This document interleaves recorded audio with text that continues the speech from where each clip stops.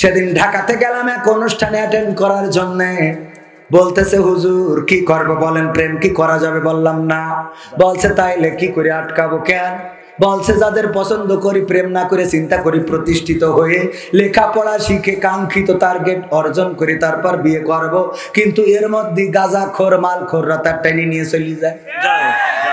ঠিক না বেঠে? প্রতিষ্ঠিত হয়ে যে ভালো মেয়েটা বিয়ে করতে চাই তার আগে গাঁজাখোরেরা ওরে নিয়ে হাঁটা দেয়। এখন আবার প্রতিষ্ঠিত না হইলে বাবাও তো বিয়ে দিতে চায় না, আবার মেয়ের বাবারাও আমাদের মতো ভালো ছেলে পছন্দ করে না, আবার প্রেম করলেও তা হারাম, তাহলে আমরা যাবো ওখানে। আমি বলছি তো বেকায়দা ফতোয়া রে। ঠিক না বেঠে? খুব বেকায়দা অবস্থা। যাবে কোথায়? আমার মা বোনদের বলবো, মা বোনেরা সন্তানদের দেখে রাখবেন। আমার গ্রামে আজকে এক অনুষ্ঠান হলো, দোয়ার অনুষ্ঠানে গ্রামে সবার দাওয়াত, গোশত খাওয়াইছে, চাকা খাওয়াইছে, ডাল খাওয়াইছে। আমরা পুরুষরা খাওয়ার পরে মহিলারা, এই মহিলাদের মধ্যে একজন এসে বলছে আঙ্কেল আসসালামু আলাইকুম, চিনতে পেরেছেন? বললাম পারছি। কয়েকদিন আগে ও এরকম একজনের সাথে মাল খেয়ে টাল হয়েছে। সুন্দরী সবচেয়ে গ্রামের সুন্দরী গুলো কি মাল খেয়ে টালায় চলে যায় মালখোরদের সাথে, ফেন্সিখোরদের সাথে, ইয়াবাখোরদের সাথে। আর এরপরে এ যখন প্রতিষ্ঠিত হয়, হওয়ার পরে আবার এর সাথেও লাইন মারে। কয় আমি বুঝতে পারি এখন আর খেলা হবে না। ঠিক না বেঠে? প্রতিষ্ঠিত হওয়ার পরে খোঁজো, এখন মজাটা বোঝো। মা বোনেরা এমন ভুল করবেন না। আবেগের বর্ষবর্তী হয়ে যারা এমন ভুল করেন, এই ভুলের কারণে পরিবারের মুখে চুনকালি লাগে, সমাজের মুখে চুনকালি লাগে। পিতামাতা মুখ দেখাতে পারে না, পারে না। জামাইয়ের পরিচয় দিতে পারে না। চেয়ারম্যান মেয়েটাকে বড় করছিল, হঠাৎ করে এক ফেন্সিখোরের সাথে চলে গেছে, বাড়ি কাজের লোকের সাথে চলে গেছে। এরকম ঘটে না? চেয়ারম্যানের ড্রাইভার যে গাড়ি চালায় আর চাবি নিয়ে চুপ করে দাঁড়ায় থাকে, চেয়ারম্যান সাহেব জি স্যার, জি স্যার, হ্যাঁ sir, okay sir, thank you sir, yes sir, no sir, good sir. এই স্যার বলা লোকটা মেয়ে নিয়ে চলে গেছে। সহ্য না করি পারা যায়? বলেন স্টপ করবেন না? আপনি করবেন কিনা? আমি বলে দিছি ভালো জায়গা থেকে। না মানে এখনো মেয়ে আছে নাকি? আল্লাহ সাবধান করি দাও বলে না আমি। তা না হলে স্টপ করার দরকার আছে না নাই? না হলেও জোর করি করা লাগবে, যে মুখ দেখাবো কি করে? কথা কয় না। আল্লাহ হেফাজত করুন। এই জাতীয় অনেক আছে এই সমাজে। পিতামাতার মুখে আপনার বেশি দূর যাওয়ার দরকার নাই। বেইলি রোডের আগুনে পুড়ে মারা গেল বৃষ্টি খাতুন, নাম এখন অবিশ্রুতি শাস্ত্রী। নাম শুনেছেন না শোনেন নাই? এখন পর্যন্ত লাশটা দাফনও হয় নাই, আবার দহনও হয় নাই। দাফনও হয় নাই। কারণটা কি? পিতামাতার মুখে চুনকালি কেমন করে লাগাইছে?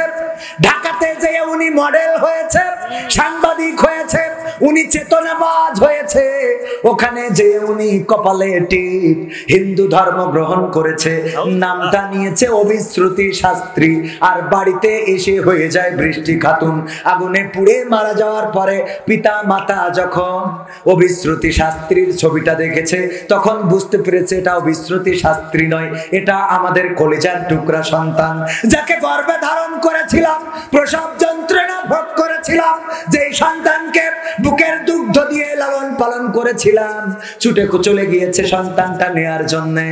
সন্তানটা নিবেন, কিন্তু কাল হয়ে দাঁড়ালো অবিশ্রুতি শাস্ত্রীর বান্ধবীরা এবং মন্দিরের পুরোহিত এবং তার আশেপাশের সাথের যারা ছিল, তারা বলল এটা তো হিন্দু, সে যখন ঢাকায় থাকে তখন পূজা করে।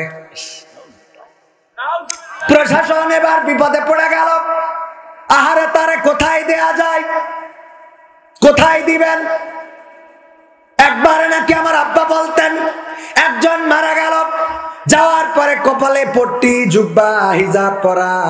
এটা দেখার পরে সবাই চিন্তা করলো মহিলাটা মুসলমান, সুতরাং কবরে নিতে হবে। তার জন্য কবর খনন করা হয়ে গেল, তার জন্য পানি গোসল করানোর জন্য পানির ব্যবস্থা করা হলো, কাফন কিনা হলো। কিন্তু কাপড় চুপড় খোলার পরে হিজাব, বুরকা, পর্দা যখন খুলে দেখে কপালের মধ্যে মাঝখান দিয়ে একটা সিঁদুর টানা। এবার কি কবরে নামানো যাবে? হিন্দুরাও সন্দিহান। আরে বুরকা পরা ছিল আল্লাহ আলাপ, আবার সিঁদুর দিয়া এমন মানুষ অবিশ্রুতি শাস্ত্রী। সেই মানুষটা বৃষ্টি খাতুন, তার আইডি এনআইডিতে বৃষ্টি খাতুন, কিন্তু সাংবাদিকতার আইডিতে আবার অবিশ্রুতি শাস্ত্রী। এইভাবে নাম রাখার কারণে পিতামাতাকে এখনো লাশটা দেয় নাই। বলেছে ডিএনএ টেস্ট করা হবে, কমপ্লিট ভাবে জানা হবে এই পিতামাতার সাথে আসলে সম্পর্ক আছে কিনা। যদি থাকে তারপরে দিবে, যতক্ষণ না থাকবে ততক্ষণ দিবে না। আচ্ছা বলেন দেখি, এমন কোন পিতামাতা আছে নাকি যে কলিজার টুকরা সন্তানের জন্য ডিএনএ পরীক্ষা করার জন্য যদি সন্তান না হয় ঢাকায় বসে থাকবে? কেউ আছে বসে থাকবে? আমার ছেলে আমার মেয়ে যদি না হয় আমি ঢাকায় বসে থাকবো কেন? কেউ যাবে ওই পুরা মারা লাশের জন্য? কারণ ও তো আর এমন না যে সোনা দানা গয়না গাটি যে তাই ওইটা আমার উদ্ধার করতে হবে, তাই না। ওইটা না। আমার আব্বা যখন মারা গেল রাজপথে পড়ে আছে, কেউ এসে বলে উনি আমার খালু হন, মোটরসাইকেলটা নিয়ে টানাটানি করে। কেউ বলে আমার চাচা, তুমি মোটরসাইকেল নিয়ে কনে যাও। কেউ বলে আমার দাদা, তুমি কনে নিয়ে যাও। কেউ বলে আমার আপন চাচার জ্যাঠা তো ভাই, ফুফাই তো ভাই, ছেলের নানার চাচা তো ভাই, বন্ধুর আপন ভাই। এরম জোড়া লাগানো লোক আছে না নাই? এই ঘটনা কি করে জানলাম? পুলিশেরা আমার বাবার গাড়িটা নিয়ে গিয়েছিল 12 বাজার ক্যাম্পে। সেখানে যাওয়ার পরে গাড়িটা দেখলাম, বললো এই গাড়িটা অনেকেই রাস্তা থেকে নিয়ে নিতে চাচ্ছিল। বললো যে উনি নাকি উনাদের অনেক আপনজন, অথচ আমার বাবা এমন একজন। আমার বাবার যখন বয়স 6 মাস তখন আমার দাদা মারা গেছে। যখন বয়স 6 মাস তখন আমার দাদা মারা গিয়েছেন। আর আমার চাচা নাই, আমার বাবাই প্রথম সন্তান, শেষও আমার বাবা। আর কোনো চাচা নাই, আপন বলে আমাদের আর তেমন কেউ নাই। দায় দেয় দিও উপরে যে কিছু আছে। ও আমার ভাইরা, কিন্তু মারা যাওয়ার পরে মোটরসাইকেল নিয়ে টানাটানি আছে না নাই? যদি আপনার বাস অ্যাক্সিডেন্ট করে সবাই কি উদ্ধার করতে যায় নাকি? না, হাতের ঘড়ি খুলবে, তারপরে পকেটের টাকা মানি ব্যাগ এইগুলো নেওয়ার চেষ্টা করে। কিন্তু এই মা এবং বাবা গিয়েছে ওইগুলোর জন্য নয়, কারণ টাকা পয়সা থাকলে বেইলি রোডের আগুনে পুড়ে তো ছাই হয়ে গেছে। এখন লাশটা নিয়ে একটু দাফন করতে চায়। ওর মা বাবা বলছে দেখেন আমাদের মেয়ে নামাজ করে, রোজা করে, আমাদের বাড়িতে গেলে কোনোদিন বুঝি নাই সে হিন্দু হয়েছে। আর হিন্দু পুরোহিত বলতেছে এখানে এই মন্দির, এবং তার প্রমাণও আছে, ছবিও আছে। এরা কি পিতামাতার মুখে চুনকালি দিয়েছে না দেয় না? অথচ এই সন্তান হতে পারত পিতামাতার নাজাতের ওসিলা। বলেন ঠিক না বেঠে? ও আমার ভাইয়েরা, এই জন্য মা বোনরা জাহান্নামে যাওয়ার কারণ কয়টা? 1 নম্বর কারণ হলো তারা তাদের স্বামীদের প্রতি অকৃতজ্ঞ থাকে, স্বামীদের কথা শোনে না, স্বামীদের কথা মতো চলে না, আবার স্লোগান দেয় শাক ভাত খাবো না, কুড়ে ঘরে থাকবো না, বৃষ্টি বাদল মানবো না, স্বামীর কথা শুনবো না। আমার ওই এনজিওর অফিসার যা বলবে প্রাণ থাকিতে ফেলবো না। ঠিক না বেঠে? একজনের স্ত্রী আমার কাছে ফোন করেছে, হুজুর আপনি কি সেই হুজুর? কোন হুজুর? ওই যে প্রশ্ন করে উত্তর দেন। বললাম হ্যাঁ। বলল হুজুর আমার স্বামী মারা গেছে আজ 1 সপ্তাহ হলো। আমি বললাম আমার তো কিছু করার নাই, কারণ আমার বউ আছে, 2টা ছেলে 1টা বউ। বলছে না হুজুর তার জন্য বলি না, আমি একটা প্রশ্ন আপনার কাছে করতে চাই। কি প্রশ্ন? হুজুর আমার স্বামী ছিল অসুস্থ, আমি তারপরে বিরক্ত হয়ে যেতাম, রাগ করে প্রায় বলতাম আল্লাহ তোমার মরণ করে না কেন? আজরাইল তোমার চেনে না কেন? তোমার মউত হয় না কেন? তুমি মরো না কেন? কবর তোমার নেয় না কেন? এইগুলো বলতাম। এরা বলে না? বলে না? আমি পারি না, আর পারি না, আমার স্বামী কেন মরে না? আজরাইল কি চিনে নাই আমার স্বামী রে গো? আমি পারি না, আর পারি না। আছে না নাই? ও পারে না, আর পারে না। ওর স্বামী কেন মারে না? আজরাইল কেন চেনে না? ওর স্বামীর কেন টানে না? এই নিয়ে মন খারাপ করতাম আর দোয়া করতাম, আল্লাহ আমার স্বামী তুমি তুলে নাও, উঠাই নাও। এখন আমার স্বামী মরে যাওয়ার পরে মনে বড্ড ব্যথা, কষ্ট লাগে। আহারে আমি কেন এমন দোয়া করতে গেলাম, কেন এমন অভিশাপ দিতে গেলাম? অভিশাপ আছে না নাই? কালাস সাপ, ধুড়া সাপ, তারপরে ওই যে গোখরা সাপ, জাত সাপ, বিভিন্ন সাপ, জ্যান্ত সাপ, মরা সাপ আছে না নাই? আর আমার মা বোনেরা যে সাপ বানাইছে ওই সাপের নাম কি? অভিশাপ। এই সাপ আমি ধরে নিয়ে তার কামড় খাওয়াইছি। এখন কি আমার দোয়ার কারণে মরেছে নাকি হায়াত শেষ তাই মরেছে? আমি বললাম ওগো আমার বোন অথবা মা যাই হন, দেখেন আল্লাহ রাব্বুল আলামিন দোয়াও কবুল করে এবং বদদোয়াও কবুল করে না? করে না? বদদোয়া যদি করে সেটাও কবুল হয়, আবার যদি ভালো দোয়া, কোনো গান হবে না, দোয়া হবে। 12টা বাজতে 5 মিনিট আছে। ও আমার ভাইয়ের, আমি অসুস্থ মানুষ, আপনি যে স্লিপ দিয়েছেন এরপরে গানের অনুরোধ চলতে পারে না, কোনো কথা হবে না, হবে না। ও আমার ভাইরা, এবার শোনেন ওই স্ত্রী কি বলছেন। ওই স্ত্রী বলছেন আমার দোয়ার কারণে মরেছে কিনা। আমি বললাম ওগো আমার বোন, আল্লাহ দোয়াও কবুল করে এবং অভিশাপও। আল্লাহ নেক দোয়া এবং বদদোয়া কবুল করে। হতে পারে আপনার বদদোয়ার কারণে স্বামী মরেছে, আবার এমন হতে পারে যে আপনার বদদোয়া না আসলে হায়াত ফুরাইছে। তবে যদি আপনার বদদোয়ার কারণে মরে তাইলে আপনি অন্তত আল্লাহ যদি ক্ষমা না করে জাহান্নামের কীট হয়ে গেছে। ঠিক না বেঠে? কারণ স্বামীকে কষ্ট দেয়া যাবে। আল্লাহ নবীর কন্যা ফাতেমা রাদিয়াল্লাহু তাআলা আনহা 2টা সন্তান ছিল, নাম কি? হাসান এবং হুসাইন রাদিয়াল্লাহু তাআলা আনহু। আমি কথা বলছি, আমার বড্ড কষ্ট হচ্ছে, আমার লাঞ্চের উপরে চাপ দিয়ে কথা বলা নিষেধ, তারপরেও আর কালকে দিনটা বলবো, তারপরে রেস্টে যাব, ওষুধ চলছে। এর মধ্যে গতকাল খুব বেশি কষ্ট হচ্ছিল, কিন্তু আজ একটু কম হচ্ছে। তারপরেও আমি আমার দায়িত্ব শেষ করতে চাই। 2 ঘন্টার নিচে আলোচনা তেমন একটা করি, 2 ঘন্টার নিচে তেমন একটা করি না। 11টায় উঠেছি, 1টা বাজতে গেছে না যায় নাই। মুনাজাত দিয়ে আর একটু বেশি সময় চলে যেতে পারে, থাকবেন ইনশাআল্লাহ। ও আমার ভাইরা, এখনো 10 মিনিট আছে। এর মধ্যে বলি শোনেন, আল্লাহর নবী বললেন 2টা কারণে জাহান্নামী। একটা কারণ অকৃতজ্ঞ থাকে স্বামীদের প্রতি। আল্লাহর নবীর কন্যা ফাতেমা রাদিয়াল্লাহু তাআলা আনহার সন্তান ছিলেন 2টা, হাসান এবং হুসাইন। 3 দিন ধরে বাড়িতে কোনো খাবার নাই, রান্না করার মতো কিছু নাই। 3 দিন ধরে হাসান হুসাইন কিছু খাইতে পারে না। মাকে কান্না করে বলতেছে, মা গো আর কতদিন না খেয়ে থাকবো? মা বললেন, ওগো হাসান হুসাইন, আমারে কেন জ্বালাও? তোমরা কি তোমাদের বাবাকে চোখে দেখো না? এমন কথা বলার কারণে আলী ওই সময় বাড়িতে ফিরছিল, মদিনার অলিতে গলিতে ঘুরেছেন, কিন্তু কোনো কাজ ম্যানেজ করতে পারেন নাই। যখন এই কথা শুনলেন, লজ্জায় ওই বাড়ির গেট থেকে বের হয়ে গেলেন। বের হয়ে যাওয়ার পরে কিছুক্ষণ পরে ফাতেমা রাদিয়াল্লাহু তাআলা আনহা বললেন, ওগো হাসান হুসাইন, তোমাদের পিতা তো দেখছিলাম বাড়িতে ফিরছিল, কোথায় গেল? বাবা বাড়িতে ঢোকার সময় গেটের কাছে যখন আসলো, তুমি তো আমাদের ধমক দিলে, তোমাদের বাবাকে কেন বলো না? তোমাকে কেন বারবার জ্বালাতন করি যে খাবার দাও, খাবার দাও। এই কথা শুনে বাবা ওখান থেকে, গেট থেকে বের হয়ে গেছে। ফাতেমা রাদিয়াল্লাহু তাআলা আনহা আরো কিছুক্ষণ অপেক্ষা করলেন, কিন্তু বাড়িতে ফিরলেন না আলী রাদিয়াল্লাহু তাআলা আনহু। তাড়াতাড়ি করে বোরখা পরে খুঁজতে বের হলেন, মদিনার অলিতে গলিতে খুঁজে বেড়ালেন, কোথাও পেলেন না। চলে আসলেন নবী মুহাম্মাদের কাছে, এসে বললেন, আব্বা গো, আজকে তো আমি আপনার জামাতাকে কষ্ট দিয়ে ফেলেছি। আল্লাহর নবী বললেন, আলীকে কি এমন কষ্ট দিয়েছো ফাতেমা? আল্লাহর নবীর কন্যা বললেন, ওগো আমার বাবা, আজ 3 দিন ধরে বাড়িতে খাবার নাই। হাসান হুসাইন ক্ষুধার্ত, পেটে পাথর বাঁধা, আমাকে বারবার বলে, মাগো খেতে দাও।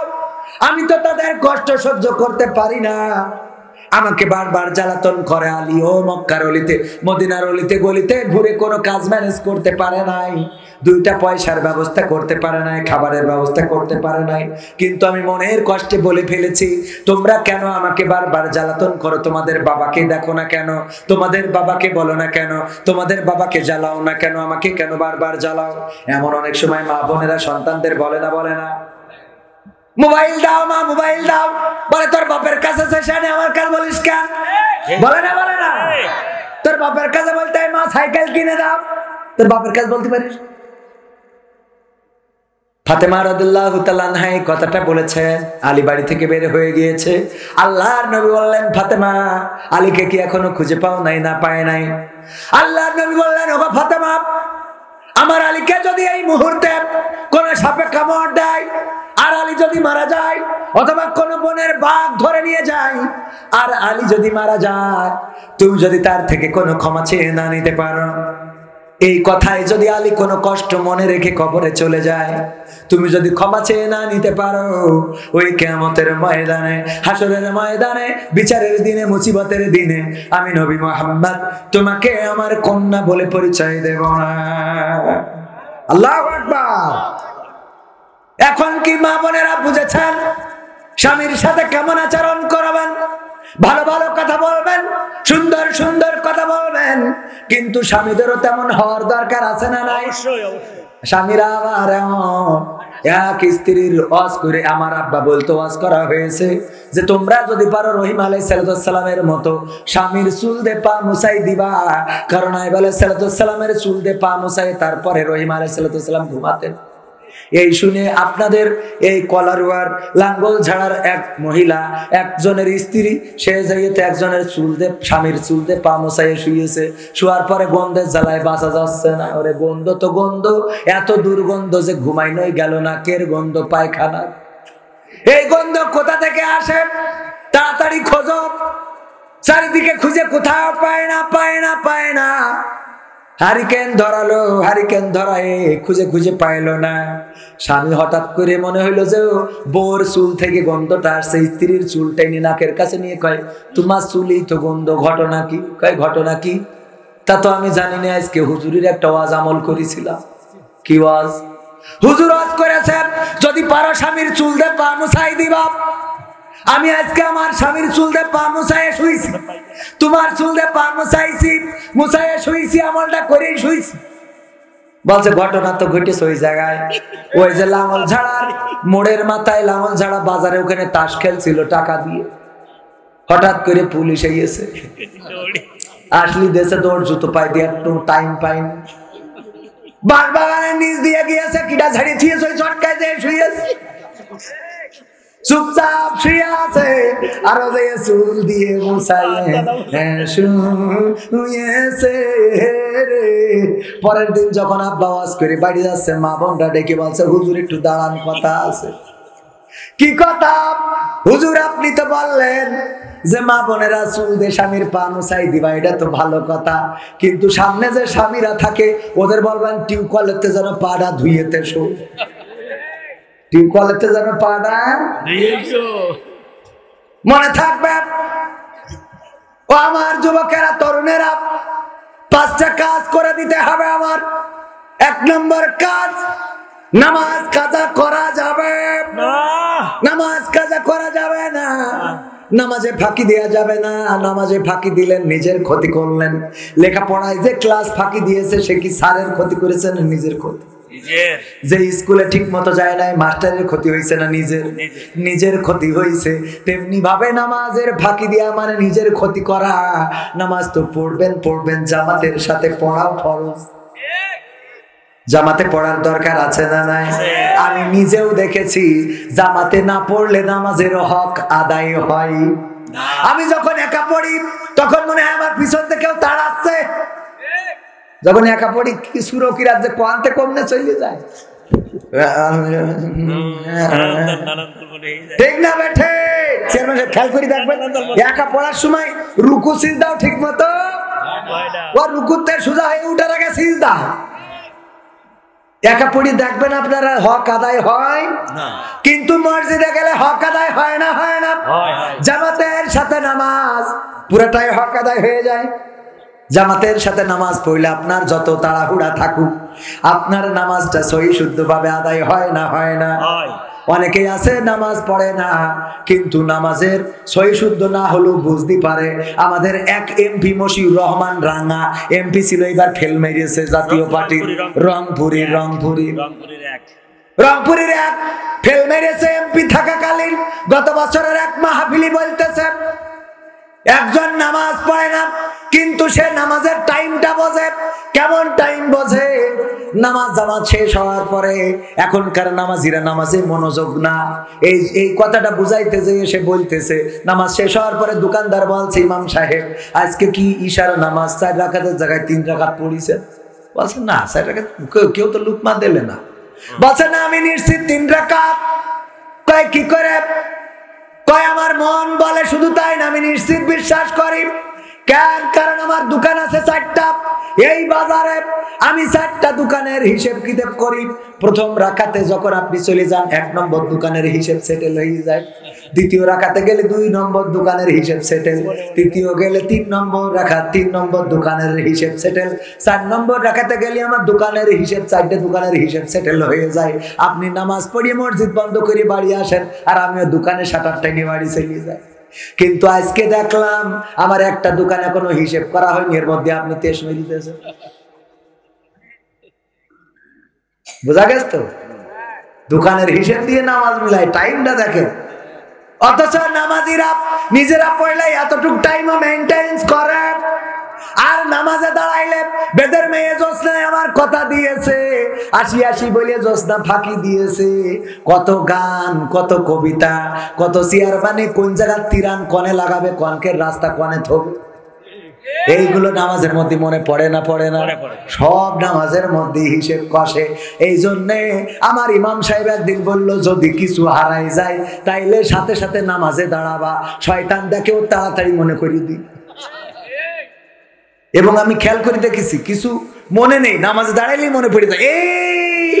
এই কথাটা বলতে চাইলাম রে, বিসমিল্লাহির রহমানির রহিম, আলহামদুলিল্লাহ। আল্লাহ এই কথাটা বলা হয়নি, আলহামদুলিল্লাহি রাব্বিল আলামিন আর রহমানির রহিম কেন যে বললাম না? আল্লাহ বলা ভালো ছিল।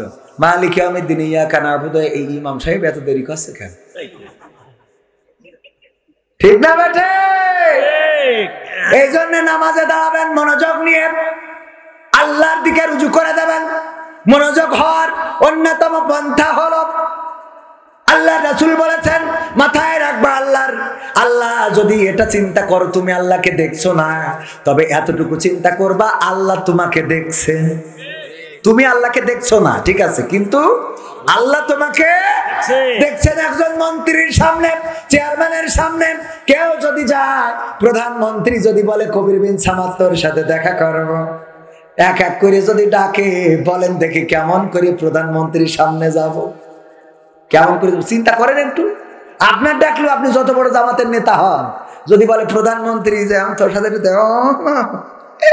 আল্লাহ প্রধানমন্ত্রী আমার সাথে দেখা করো না বেঠে, সবচেয়ে বড় জামা জুতো আর জীবনে যেই কোট গায়ে দিনি ওই কোট আল্লাহ যেই বলবে প্রধানমন্ত্রী, আমি তো বলতে পারি না, আমার আব্বা একসময় নৌকা করতো, ওর আব্বা করতো, দাদা করতো, এটা তুলে ধরবে না? এই বাস্তবতার কথা বলছি। আমি আমার বাবার কথা একটা বলি, ওয়াজের স্বার্থে বলতেছি। আমার বাবা আমার মাকে বলতেছেন কবিরকে বলে দাও আমি মারা যাওয়ার পরে যেন এখানে ওই জায়গাটায় যে আধা শতক জমি কিনেছি তোমার আর আমার কবরটা যেন ওখানে দেয়, আধা কাঠা জমি।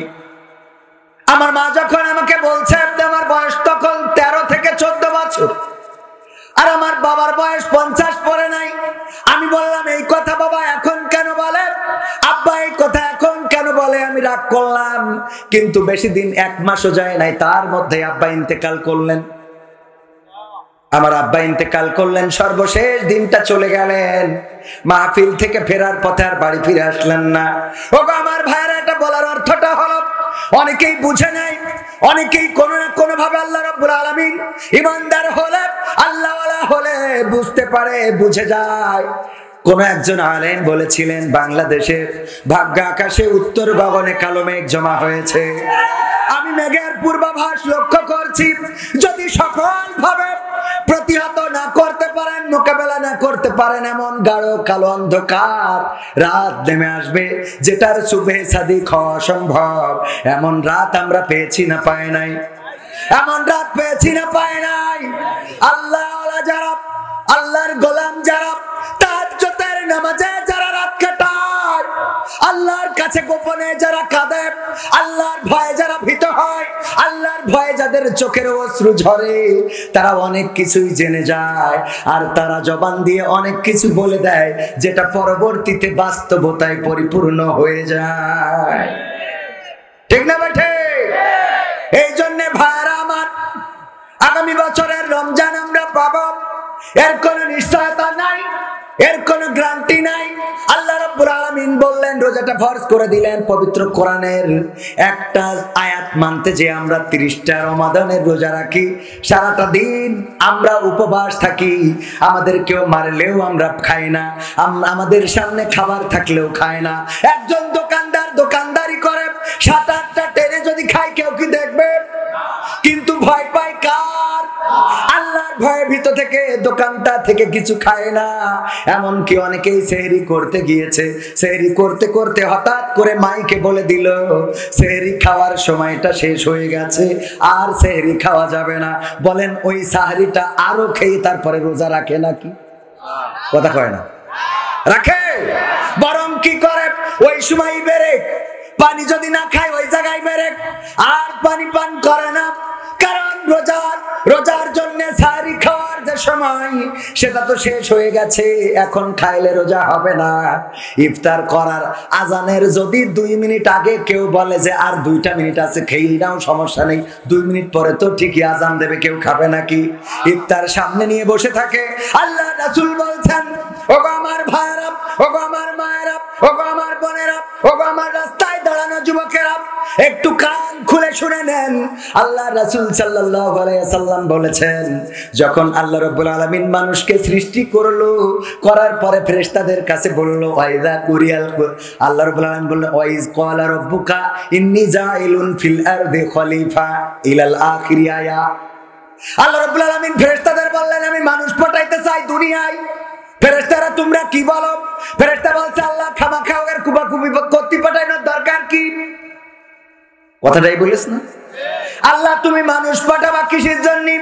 ওরা তো দুনিয়ায় যে আবার কুবাকুবি করবে, মারামারি করবে, বিশৃঙ্খলা ঘটাবে, রক্তপাত করবে।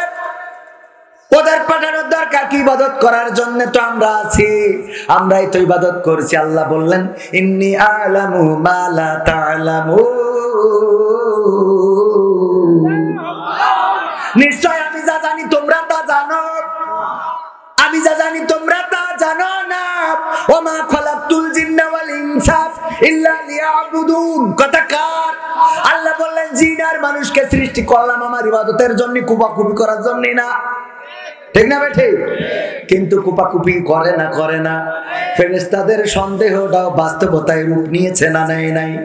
এরপরেও আল্লাহ রাব্বুল আলামিন যখন কোন রোজাদার রোজা রাখে, তারপরে ইফতার নিয়ে বসে থাকে সামনে, ফেরেশতাদেরকে সাথে নিয়ে ফেরেশতাদের নিয়ে মিটিং বসায় আর বলে, দেখো তাকিয়ে দেখো, দুনিয়ার পরে ওই মানুষগুলো খাবার সামনে, আঙুর সামনে, আপেল সামনে, ওর সামনে পেয়ারা আছে, তরমুজ আছে, পেঁয়াজি আছে, ডাল ভাজা, পুরি ভাজা, চাল ভাজা, কত রকম খাবার। এত খাবার থাকার পরেও ওই বান্দা কেন খায় না? কেন? ফেরেশতারা বলে, আল্লাহ আপনি তো ভালো জানেন, আপনি তো আমাদের থেকে ভালো খবর রাখেন, আপনি তো মনের খবর জানেন। আল্লাহ রাব্বুল আলামিন বলেন, ফেরেশতারা তোমাদের মুখ থেকে শুনতে চায়। ফেরেশতারা বলে, ওগো আল্লাহ, সারাটা দিন তোমার রাজি খুশির জন্য রোজা রেখেছে, এখনো ইফতার করার সময়টা হয় নাই, তাই তোমার ভয়ে, তোমার খুশির জন্য ইফতারটা এতগুলো খাবার, আপেল, আঙুর, তরমুজ, ছোলা, বাদাম, চিড়া, মুড়ি, ভাজা, বিস্কিট সব সামনে নিয়ে বসে আছে, খাওয়ার সুযোগ থাকার পরেও খায় না। আল্লাহ রাব্বুল আলামিন বলেন, তোমরাই তো বলেছিলে এরা কুপাকুপি করবে, এখন কি দেখো আমার কেমন ভয় পায়? হ্যাঁ, এখন কি দেখো না আমার ভয়, আমার ভালোবাসায়, আমার কারণে, আমার জন্য, আমার ইবাদতের জন্য এই বান্দাগুলো খাবার নিয়ে বসে আছে। আমি এই বান্দাগুলোকে ওদের জীবনের পূর্বের যত কুপাকুপির গুনাহ আছে সব ক্ষমা করে দিলাম। বলেন সুবহানাল্লাহ। আল্লাহু আকবার। শয়তান যখন আল্লাহ তার উপরে লানত করলেন এবং অভিশপ্ত হয়ে গেল, যাওয়ার পরে শয়তান বলল, আল্লাহ আমাকে কিছু ক্ষমতা দিতে হবে। কি ক্ষমতা?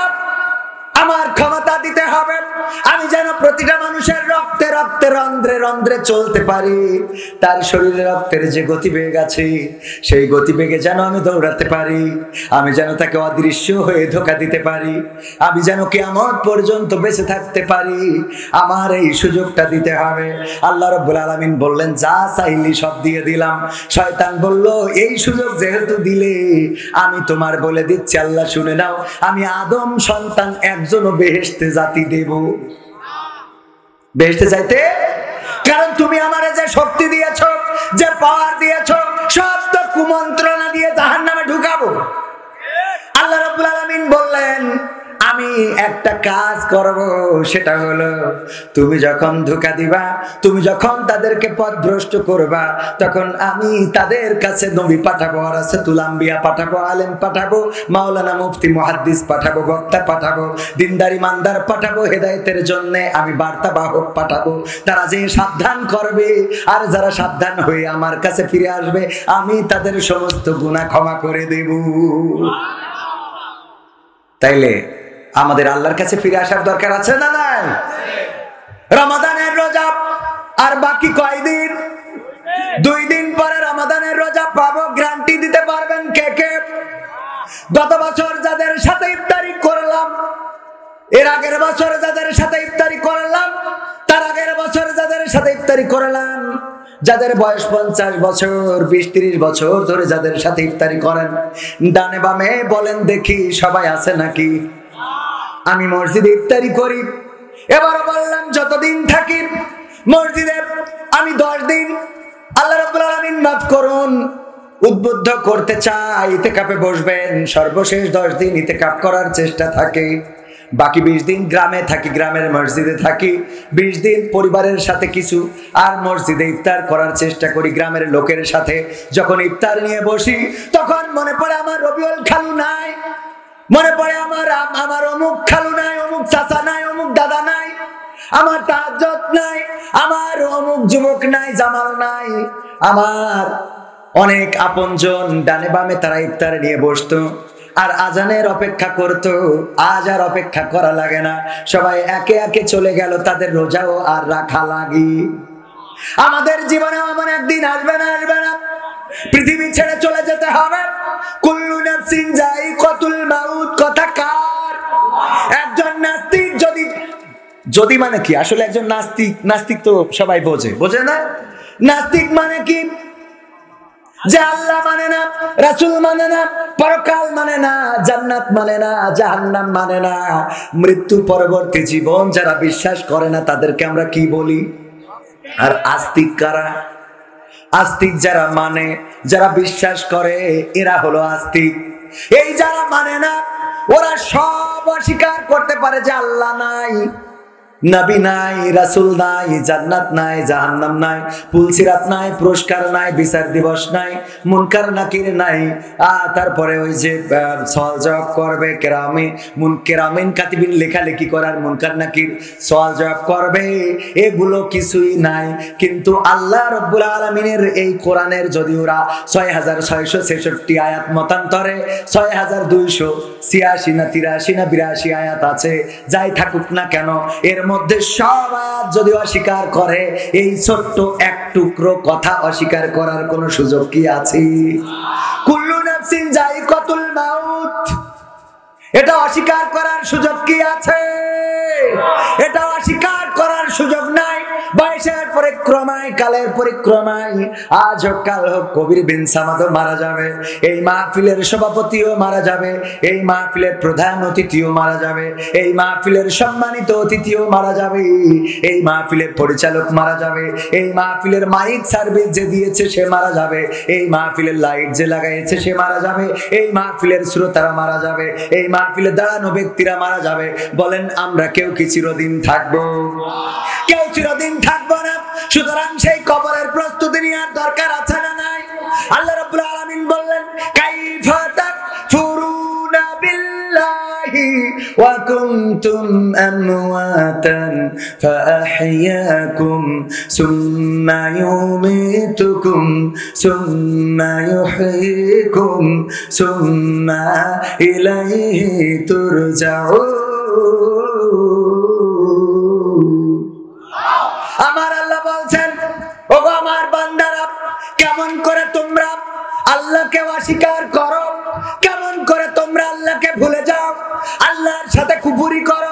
অথচ তোমাদের কোনো জীবন ছিল না, তোমাদের কোনো আকার ছিল না, আকৃতি ছিল না। আমার জন্ম 1987-তে, 1987-র আগে 1986, 85, 1980-তে এই দুনিয়ায় আমি ছিলাম। আপনার যাদের জন্ম আরো আগে অথবা পরে, এর আগে আপনি ছিলেন না। 1971-এ যুদ্ধ হয়েছে না হয় নাই? 1952-তে ভাষা আন্দোলন হয়েছে না হয় নাই? 1952-তে ভাষা আন্দোলন হলো, বাংলাদেশের মানুষ সালাম, রফিক, শফিক, জব্বার, বরকত দিল, আমরা ইতিহাস পড়লাম, কিন্তু দেখার সুযোগ কি হয়েছে নাকি? না, দেখার সুযোগ যারা ওই সময় আমরা জন্মগ্রহণ করি নাই তারা দেখি নাই। তার মানে আমি জন্মের আগে পৃথিবীতে অনেক ঘটনা ঘটেছে না ঘটে নাই? আবার আমি মৃত্যুর পরে অনেক ঘটনা ঘটবে না ঘটবে না? আমি মৃত্যুর পরে, আমি আপনি মৃত্যুর পরে আবার অনেক ঘটনা ঘটবে। ওগো আমার ভাইরা, এই জন্ম এবং মৃত্যুর পরে এই পৃথিবীতে আমরা ছিলাম না, আবার আসি, আবার একদিন থাকবো না। আল্লাহ রাব্বুল আলামিন সেটা স্মরণ করে দিয়ে বলছেন, ওগো আল্লাহর বান্দারা কেমন করে আল্লাহকে অস্বীকার করো। অথচ তোমরা ছিলে মৃত, তোমাদের কোনো জীবন ছিল না, আমি তোমাদের জীবন দিলাম। আবার একদিন আমি তোমাদের মৃত্যু ঘটাবো, আবার একদিন আমি তোমাদের পুনরুজ্জীবিত করব। বেলা শেষে ফিরে যাওয়া লাগবে কার কাছে? আল্লাহর কাছে যদি ফিরতে হয়, তাইলে আল্লাহ যে কাজ করার জন্য পাঠাইছে সেই কাজগুলো করে যাওয়ার দরকার আছে না নাই? যদি স্কুলে যাইতেই হয়, তাইলে প্রতিদিন যে পড়া দেয় সেই পড়া মুখস্থ করার দরকার আছে না নাই? যদি পরীক্ষা দিতে হয়, তাইলে পরীক্ষার প্রস্তুতি নিয়ে কলম, খাতা, বুক, পেন্সিল, আপনার জ্যামিতি বক্স নিয়ে যাওয়ার দরকার আছে না নাই? পরীক্ষা দিতে যে গেছেন কিন্তু আপনি কলম নিয়ে যান না, হবে? স্যার কি বলবে যে কলম নিয়ে আসিস নাই? যদি কেউ এক্সট্রা কলম না নিয়ে আসে তাহলে আপনার বিপদটা কি হবে বুঝে দেখেন। তাও তো দুনিয়ার পরে এক্সট্রা কলম পাওয়া যায়। পরকালে আল্লাহর কাছে যে যদি বলেন, আল্লাহ রাব্বুল আলামিন প্রথম হিসেব নেবেন কিসের হিসেব? কিসের? নামাজ। এই যে সালাত, নামাজ এনেছো কিনা? ধরে নেন পরীক্ষার কলমের মতো পরীক্ষা দিতে এসেছে কিন্তু কলম নাই, আপনি বললেন না নামাজ নিয়ে আসি নাই। বলেন যদি ওই জায়গায় ফেল মেরে যান কি জবাব দিবেন? আমি এই কথাটাই বোঝাতে চাইছিলাম। আল্লাহর একটা আয়াত মানতে যেয়ে 30টা দিন রোজা রাখি, কিন্তু 82 জায়গায় পবিত্র কোরআনে বললেন আকিমুস সালাত, নামাজ কায়েম করো। আর এই নামাজ কায়েম করার কথাটা ভুলে যায়। রোজার মাস যেই বের হয়ে যায়, ঈদের নামাজ পড়ার পরে জোহরের নামাজ থেকে আল্লাহর ওলিদের আর মসজিদে পাওয়া যায় না। বলেন সুবহানাল্লাহ। হ্যাঁ, ও নাউজুবিল্লাহ, ঠিক না বেঠে? ওগো আমার ভাইরা, এই জন্য রোজার মাসে রোজা রাখা যতটুকু ফরজ তার চেয়ে বেশি ফরজ হলো নামাজ পড়া, ঠিক না বেঠে? সফরে থাকলে নামাজটা, রোজাটা মাফ করে দিয়েছে। মাফ মানে পরবর্তীতে আদায় করে দিবেন। কাজা আদায় করবেন, কাফারা দেয়া লাগবে। কাফারা দেয়া লাগবে? লাগবে না। রোজা যদি ভেঙে ফেলেন কাফারা দিতে হবে। একটা রোজার কাফারা কতটা রোজা? 60টা রোজা। আর 60টা রোজার মধ্যে যদি আবার আরেকটা ভেঙে ফেলেন, তাইলে ওই আবার কয়টা রোজা রাখা লাগে? আবার 7টা। ভাইরা আমার, এই জন্য রোজার কাফারা অথবা আরেকটা আছে, সেটা কি বলেন? 60 জন মানুষকে 2 বেলা পেট ভরে খাবার দিয়া, খাবার শেষে যেন এই কথা না বলে যে আজকে একটু মরিচটা বেশি হয়ে গেছে, আজকে একটু লবণটা কম হয়ে গেছে। অভিযোগবিহীন ভাবে খাওয়াইতে হবে। কোনো অভিযোগ করতে পারবে না 60 জন। তাহলে বোঝেন কত বড় শক্তিশালী কাফারা। অথচ আপনি যদি সফরে থাকেন, পরবর্তীতে রোজা আদায় করে দিলে হবে। আপনি যদি অসুস্থ হন, জীবন চলে যাবে এমন আশঙ্কা হলে রোজা না রাখলে চলবে, পরবর্তীতে সুস্থ হয়ে আদায় করে দিতে পারবেন। নামাজের ক্ষেত্রে এমন কোন সুযোগ কি আছে নাকি? আপনি সফরে থাকলে নামাজ পড়বেন, কসর পড়বেন, কিন্তু নামাজ মাফ। অসুস্থ থাকলে আপনি যে অবস্থায় আছেন ওই অবস্থায় পড়বেন, না মাপ আছে নাকি? নামাজের মাপ নাই। অথচ নামাজটা আমরা ঠিক মতো গুরুত্ব দিই না। রোজার মাসে আমরা ঠিকই রোজা রাখি। এর অর্থ এই না যে আপনারা বলবেন যে ভাই তাইলে নামাজও পড়বো না, রোজা রাখবেন। আবার এটা করা যাবে? আপনাদের কি কষ্ট হচ্ছে?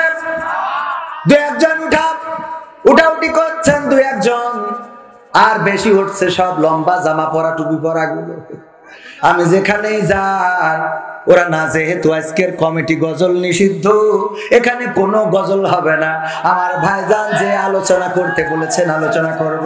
আল্লাহর নবী বললেন, আল্লাহ রাব্বুল আলামিন বললেন, লাকাদ কানা লাকুম ফি রাসূলিল্লাহি উসওয়াতুন হাসানাহ। আমার আল্লাহ বলছেন, ও বান্দারা, আমি তোমাদের রাসূলের মধ্যে উত্তম আদর্শ রেখেছি। বলেন সুবহানাল্লাহ। কেমন উত্তম আদর্শ? এই উত্তম আদর্শ চরিত্র গ্রহণ করা আমাদের দরকার আছে না নাই? যে রাসূলের চরিত্র গ্রহণ করে তার চেয়ে উত্তম মানুষ পৃথিবীর পরে আর হতে পারে? আর আমরা অনেক সময় সার্টিফিকেট দিই, আমার নেতার চরিত্র ফুলের মতো পবিত্র, নামাজ পড়ে না এক ওয়াক্ত, গাঞ্জা টানে 5 ওয়াক্ত, এমন আল্লাহর ওলি আছে না নাই? তাদের পিছনে যে স্লোগান দিয়ে বেড়ায়, বলে আমার নেতা যেখানে আমরা আছি সেখানে নেতা থাকে 5 তলায়, তুমি কেন গাছতলায়? থাকে না এমন স্লোগান দেয়া মানুষ আছে না নাই? অথচ যেই নেতা বিপদের দিন কাজে আসবে, যেই নেতা উম্মাদ বলে দাঁড়াবে, পরকালের ময়দানে কেউ কারো জন্য সুপারিশকারী হবে না। আল্লাহর নবী বলেছেন, ওই দিন মা তার সন্তানকে দেখে পালাতে থাকবে, বাবা তার ছেলেকে দেখে পালাতে থাকবে, ছেলেরা পিতামাতাকে দেখে পালাতে থাকবে, স্বামী তার স্ত্রীকে দেখে পালাতে থাকবে, স্ত্রী তার স্বামীকে দেখে পালাতে থাকবে, বয়ফ্রেন্ড তার গার্লফ্রেন্ডকে দেখে পালাতে থাকবে। ওখানে পালাবে না, ও তো আগে দৌড় দেবে। জাল্লা বেকায়দা অবস্থা। ও আমার ভাইরা শোনেন, আল্লাহর নবী বললেন, ওই পরকালের ময়দান যেদিন একে অপরকে দেখে পালাতে থাকবে, ওই পরকালের ময়দানে আমরা ছুটতে ছুটতে চলে যাব আদম আলাইহিস সালামের কাছে, যে বলবো, গো বাবা আদম, আমরা আদি পিতা মেনেছি গো, আজকে একটু আমাদের হেল্প করেন, সাহায্য সহযোগিতা করেন। আদম আলাইহিস সালাম বলবেন, আমি তো বড্ড ভুল করে ফেলেছিলাম। আল্লাহ বলেছেন, ওই গাছের কাছে যাবা না, ফল খাওয়া তো দূরের কথা, গাছের কাছে যাইতে নিষেধ করেছে। আমি সেই ফল ভুল করে খেয়ে ফেলেছিলাম, জানি না আজকে আল্লাহ আমার সাথে কি আচরণ করেন। তোমরা দৌড়ে এখন চলে যাও মুসা আলাইহিস সালামের কাছে, আমরা চলে যাব মুসা আলাইহিস সালামের কাছে। মুসা বলবেন, আমারও কিছু করার নাই, কারণ আমি একটা ভুল করেছিলাম, এক থাপ্পড় দিয়ে বনি ইসরাইলের একজনের মেরে ফেলিলাম, এক থাপ্পড় দিলাম, দেওয়ার পরে মরে গেছিল, জানি না সেইটার বিচার আজকে করে কিনা। তার থেকে তোমরা চলে যাও ইব্রাহিম আলাইহিস সালামের কাছে, আমরা ইব্রাহিম আলাইহিস সালামের কাছে যাব, যে বলবো, ইব্রাহিম, আমরা আপনাকে জাতির পিতা মেনেছিলাম, আজকে একটু আমাদেরকে ব্যবস্থা করেন, কোন একটা রাস্তা করে দেন। ইব্রাহিম আলাইহিস সালাম বলবেন, আমার কিছু করার না, কারণ আমি একটা মিথ্যা বলেছিলাম আমার জীবনে অনিচ্ছাকৃত, তারপরে আমি ওইভাবে আসলে মিথ্যা বলি নাই। সেটা হলো যখন ওই ঠাকুরের ওই যে মূর্তিগুলো ভেঙে ফেলার পরে বড় মূর্তিটার কান্দের পরে কুড়াইল রেখে চলে আসলাম, আসার পরে ওরা উকাজ মেলা থেকে ফিরাউনে নমরুদের লোকজন যখন সবাই আসলো, এসে দেখলো তাদের ওই যে ভদ্র ফারাক্কা করে দেওয়া হয়ে গেছে, সব ভেঙে চুরমার। কারা ভেঙেছে? বললো দাড়িওয়ালা টুপিওয়ালা ছাড়া কেউ ভাঙবে। ঠিক, যদি এই জাতীয় কিছু হয় ওদের ঘাড়ে দোষ পড়ে না? এইসব কাজ এরা ছাড়া কেউ করতে পারে না। তাইলে দাড়িওয়ালা টুপিওয়ালা কিডা আছে? বললো ইব্রাহিম ছাড়া তো কেউ নেই। আমার ওই দিন উকাজ মেলায় জাতি বলছিল, কিন্তু আমি যাই নাই, কারণ আমি এইটা কুপান দিতে চাইছিলাম। আমি বলিলাম আমি অসুস্থ, এই বলে আমি যাই নাই। আসলে আমি শারীরিক ভাবে অসুস্থ ছিলাম না, কিন্তু মানসিক ভাবে অসুস্থ ছিলাম, এই কারণে আমি যাই নাই। ওদের সাথে যে বলেছিলাম অসুস্থ, এটা আমার আল্লাহ মিথ্যা হিসাবে নিয়েছে কিনা জানি না, আজকে না জানি কি হয়। আসলে আল্লাহর নবী কি মিথ্যা বলেছিলেন নাকি? যখন সবাই মূর্তির সামনে সিজদা করে, এটা দেখার পরে কোন নবী কি সুস্থ থাকতে পারে নাকি? মূর্তি বেচার জন্য তার পিতা আজর দিয়েছে যে মূর্তি নিয়ে যা বাজারে, কিছু বেচে পয়সা নিয়ে আয়। এখনো বিক্রি হয় না? হিন্দুদের, আবার আমার হিন্দু ভাইয়েরা যেন রেগে যাইয়েন না, আপনাদের ধর্মের কথা না, এটা আমাদের ধর্মের কথা বলছি। এক জায়গায় ইব্রাহিম আলাইহিস সালামের নিয়ে আলোচনা করলাম যশোরের চৌগাছা উপজেলায়। হিন্দুরা আমার ধরেছে, ভাই আমরা মূর্তি পূজা করি, এর বিরুদ্ধে কেন কথা বললেন? আমি বললাম, আপনাদের মূর্তি পূজা নিয়ে আমাদের কোনো মাথা ব্যথা নেই। আপনার যতগুলো মনে চায় মূর্তি বানান, বরং আপনাদের মূর্তি যেন না ভাঙে তার জন্য পাহারা দিতে মুসলমান আছে না নাই? মূর্তি যেগুলো ভাঙা পড়ে ওগুলো ষড়যন্ত্র করে ভাঙে যাতে আর এক দলের মামলা নিয়ে করা যায়, ঠিক না বেঠে? এই জন্য কোন মুসলমান মূর্তি ভাঙতে পারে? তার শিক্ষা হলো, দামেস্কের গভর্নর ছিলেন আমর ইবনে আস রাদিয়াল্লাহু তাআলা আনহু। তিনি যখন দামেস্কের গভর্নর, ওই সময় খ্রিস্টানদের যিশু খ্রিস্টের একটা মূর্তি কে যেন নাক ভেঙে ফেলেছে। এর জন্য খ্রিস্টানেরা সকাল বেলায় চিৎকার চেঁচামেচি শুরু করে দিল। খ্রিস্টানদের যিনি পাদ্রী সে এসে বলল, কি হয়েছে? বলল, আমাদের যিশু খ্রিস্টের মূর্তির নাক ভেঙে ফেলেছে কেউ একজন। আমরা ধারণা করছি কোন মুসলমান ভেঙেছে, আমরা এর উপযুক্ত বিচার চাই। বলল, অবশ্যই, ঠিক আছে, চলো আমরা যাই। মুসলমানদের গভর্নর ওমর রাদিয়াল্লাহু তাআলা আনহু নিযুক্ত করা গভর্নর আমর ইবনে আস তার কাছে যায়। আমর ইবনে আস রাদিয়াল্লাহু তাআলা আনহুর কাছে যেয়ে বলল, ওগো আমর ইবনে আস, তোমাদের কোন মুসলমান আমাদের মূর্তির নাক ভেঙে ফেলেছে, আমরা বিচার চাই। আমর ইবনে আস রাদিয়াল্লাহু তাআলা আনহু বললেন, আমাকে একটু সময় দাও, আমাকে মাত্র 2 দিন 3 দিন সময় দাও, আমি তোমাদের এর মধ্যে নাকটা উদ্ধার করে দেব। তারা সময় দিল, কিন্তু সময় পার হয়ে গেল, নাকটা উদ্ধার হলো না। তারপরে আবার খ্রিস্টানেরা জড়ো হয়ে আমর ইবনে আসের কাছে পৌঁছালো। পৌঁছিয়ে বলল, গো আমর ইবনে আস, আপনি তো খ্রিস্টান, আপনি তো আমাদের মূর্তির নাকটা উদ্ধার করতে পারেন না, এখন কি বিচার করবেন? আমর ইবনে আস বললেন, দেখো তোমরা যদি চাও তোমাদের ওই নাকটা আবার মেরামত করে নিতে পারো, এর জন্য যত টাকা লাগে আমি রাষ্ট্রীয় কোষাগার থেকে দিয়ে দেব। বলল, না, এটা আমাদের অত্যন্ত সম্মানিত মূর্তি, আমরা রিপেয়ার করে নেব না, রিফাইন করে নেব না। তাইলে কি করা যায়? তোমরা এক কাজ করো, নতুন করে আর একটা মূর্তি বানিয়ে নাও। বললো, না, তাও মানবো না, নতুন মূর্তি বানিয়ে নেব না, এই মূর্তিটা আমাদের কাছে সম্মানের মূর্তি। আমর ইবনে আস রাদিয়াল্লাহু তাআলা আনহু বললেন, আমি তো আমার 2টা প্রস্তাব ছিল, আমি দিয়েছি, এবার তোমাদের প্রস্তাবটা তোমরা করতে পারো। খ্রিস্টানেরা বলল, ওগো আমর ইবনে আস, আমাদের প্রতিশোধ হলো, আমাদের বিচার হলো, আমরা আপনাদের নবী মুহাম্মাদের এমন একটা মূর্তি বানাবো, আর বানানোর পরে তার নাকটা ভেঙে দেব, যেভাবে আমাদের ঈসা যিশু খ্রিস্টের নাকটা ভেঙে দেয়া হয়েছে, এইভাবে নাকটা ভেঙে আমরা প্রতিশোধ নেব, এটাই হবে আমাদের বিচার। নাউজুবিল্লাহ বলবেন। আমর ইবনে আস রাদিয়াল্লাহু তাআলা আনহু রেগে গেলেন, রক্তের মতো লাল বর্ণ ধারণ করলেন, কিন্তু উনি রাগটা প্রকাশ করলেন না। এ কারণ উনি জানেন যে আমি যে চেয়ারে আছি, এই চেয়ারে থেকে এমন রাগ দেখানো চলে, এমন রাগ দেখানো চলে না। ওমর রাদিয়াল্লাহু তাআলা আনহু খুতবা দিচ্ছেন, তখন খুতবা দিত অনেক সময় তরবারি হাতে, অনেক সময় লাঠি হাতে। খুতবার সময় একজন দাঁড়িয়ে বললেন, ওমর, আমার একটা অভিযোগ আছে আপনার বিরুদ্ধে। কি অভিযোগ? রাষ্ট্রীয় কোষাগার থেকে আপনি যে ত্রাণ বন্টন করেছেন, যে কাপড় পেয়েছে, সবাই পেয়েছে একটা করে কাপড়, আপনার পরনে যে জামাটা, সেই জামায় দেখছি রাষ্ট্রের 2টা কাপড়। বলেন, আমরা যদি একটা কাপড় পাই, আপনি রাষ্ট্র থেকে 2টা কাপড় নিলেন কোন অধিকারে? চিন্তা করতে পারেন? এখন কোন চেয়ারম্যানরা এই কথা কইতে পারবেন? আরে চেয়ারম্যান বাদ দেন, মেম্বাররা বলতে পারবেন?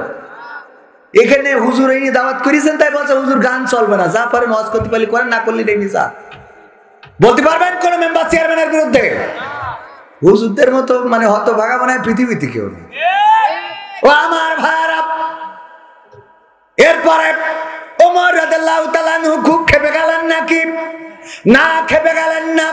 যখন এই প্রশ্ন করেছে সবাই নীরব, কারণ ওমর এমন রাগী যে তার ফায়সালা হয় কি দিয়ে?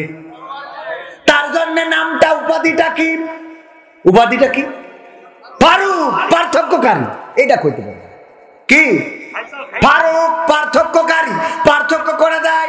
একবার একজন বিচার নিয়ে এসেছে, এক ইহুদি টাকা পাবে মুসলমানের কাছে, সে তার মুসলমান ঘুরাচ্ছে টাকা দেয় না। এরপরে টাকা না দেওয়ার কারণে বলল, দেখো তুমি যদি চাও বিচার করে একটা ফায়সালা করে নাও। বলছে চলো তালি ওমরের কাছে যায়, চলো তালি নবী মুহাম্মাদের কাছে যায়। ওই ইহুদি বলল, মানতে রাজি আছি, চলো তোমাদের নবী হইলে আমাদের আপত্তি নাই।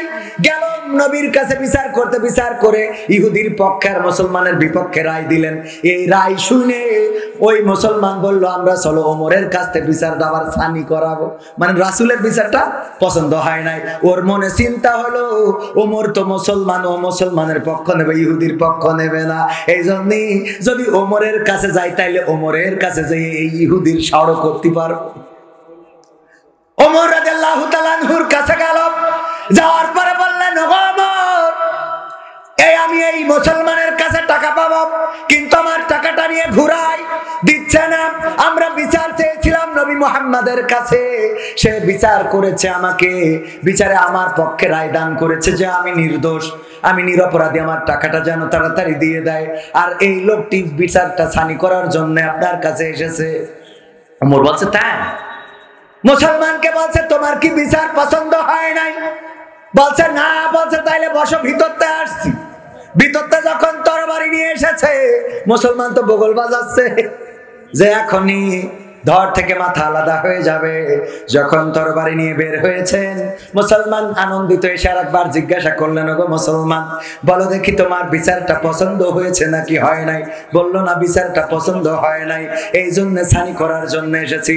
আল্লাহ নবীর দ্বিতীয় খলিফা, আল্লাহ রাসূলের সাহাবী, আল্লাহ রাসূলের শ্বশুর তরবারিটা নিয়ে আঘাত করলেন, ধর থেকে মাথাটা আলাদা হয়ে গেল। ওমর রাদিয়াল্লাহু তাআলা আনহু বললেন, যে রাসূলের বিচার মানে না, তার ফায়সালা এই তরবারি করে দেয়। বলেন সুবহানাল্লাহ। এমন রাগী মানুষটার বিরুদ্ধে বলছে, আপনি দুইটা কাপড় পরেছেন, অথচ আপনার একটা পরার দরকার ছিল, আপনি দুইটা কিভাবে পরলেন? সবাই পেয়েছে একটা, আপনি পেয়েছেন দুইটা, কিভাবে সম্ভব? ওমর রাদিয়াল্লাহু তাআলা আনহু চুপ করেছেন, সবাই চুপ হয়ে গেছে, নীরব, পিনপতন নীরবতা। না জানি এখনই ওমর রাদিয়াল্লাহু তাআলা আনহুর তরবারিটা ছুটে আসে আর ওর ধর থেকে মাথাটা আলাদা করে দেয়। কিন্তু না, নীরবে যখন মাথা নিচু করে দাঁড়িয়ে আছেন ওমর রাদিয়াল্লাহু তাআলা আনহুর সন্তান আব্দুল্লাহ বিন ওমর, আব্দুল্লাহ বিনতে ওমর, আব্দুল্লাহ ইবনে ওমর, আব্দুল্লাহ ইবনে ওমর রাদিয়াল্লাহু তাআলা আনহু দাঁড়িয়ে গেলেন। দাঁড়িয়ে বললেন, শোনো ওগো আরবের জনগণ, ওগো মদিনাবাসী, ওগো কৈফিয়ত তলবকারী, শুনে নাও। আমার পিতা যে কাপড়টা পেয়েছে, আসলে সে রাষ্ট্রীয় কোষাগার থেকে একটাই কাপড় পেয়েছে, আর আমি একটা পেয়েছিলাম। আমি এবং আমার বাবা কন্ট্যাক্ট করেছি, এবারের একটা কাপড় দিয়ে বাবার কমপ্লিট জামাও হয় না, আবার আমারও কমপ্লিট জামা হয় না। এই জন্য আমার কাপড়টা বাবাকে দিয়েছি। বাবা এবার কাপড় বানিয়েছেন। আগামী প্রজেক্ট যখন আসবে, আসার পরে বাবা যখন কাপড় পাবে, ওই কাপড়টা আমাকে দিয়ে দেবে, তখন আমি ওই দুই টুকরা কাপড় দিয়ে জামা বানাবো। এবার তো আরো নীরব, যে এইবার তাইলে আর কোন নিস্তার নাই। কিন্তু ওমর রাদিয়াল্লাহু তাআলা আনহু কেমন চরিত্রের অধিকারী ছিলেন, কেমন আদর্শের মূর্ত প্রতীক ছিলেন, তিনি ওই রাগ ক্ষোভ দেখালেন না। উনি নীরবেই সুন্দর করে বলে দিলেন, আজকে আমি খুশি হয়েছি কোন একজন আমার কৈফিয়ত তলব করার কারণে। ওগো আমার জনগণ, ওগো আমার অধিবাসীরা, ওগো আমার আরবের নাগরিকেরা, ওগো মদিনাবাসীরা, যদি কোথাও কোনো কুকুর নদী ফুরাতের তীরে না খেয়ে মারা যায়, ওই কুকুর কেন না খেয়ে মারা গেল, তার জন্য আমি যতদিন এই চেয়ারে আছি কৈফিয়ত দেওয়ার দায়িত্ব আমার। আল্লাহু আকবার, আল্লাহু আকবার। এমন নেতা হওয়ার দরকার আছে না নাই? এমন চরিত্রের নেতা কি এখন পাওয়া যায়? পাওয়া যাবে কি? নেতা যাওয়ার আগে ওরে বাবা পাতি নেতা, সাথী নেতা, আর ওই যে পিএস যারা আছে, ওদের গরমে তো রাস্তায় চলার কায়দা থাকে না। আমার গাড়ি নামায়ে ও বাগানের মধ্যে দিয়ে আমার নেতা আসতেছে। কেমন আদর্শের ব্যক্তি হতে হবে?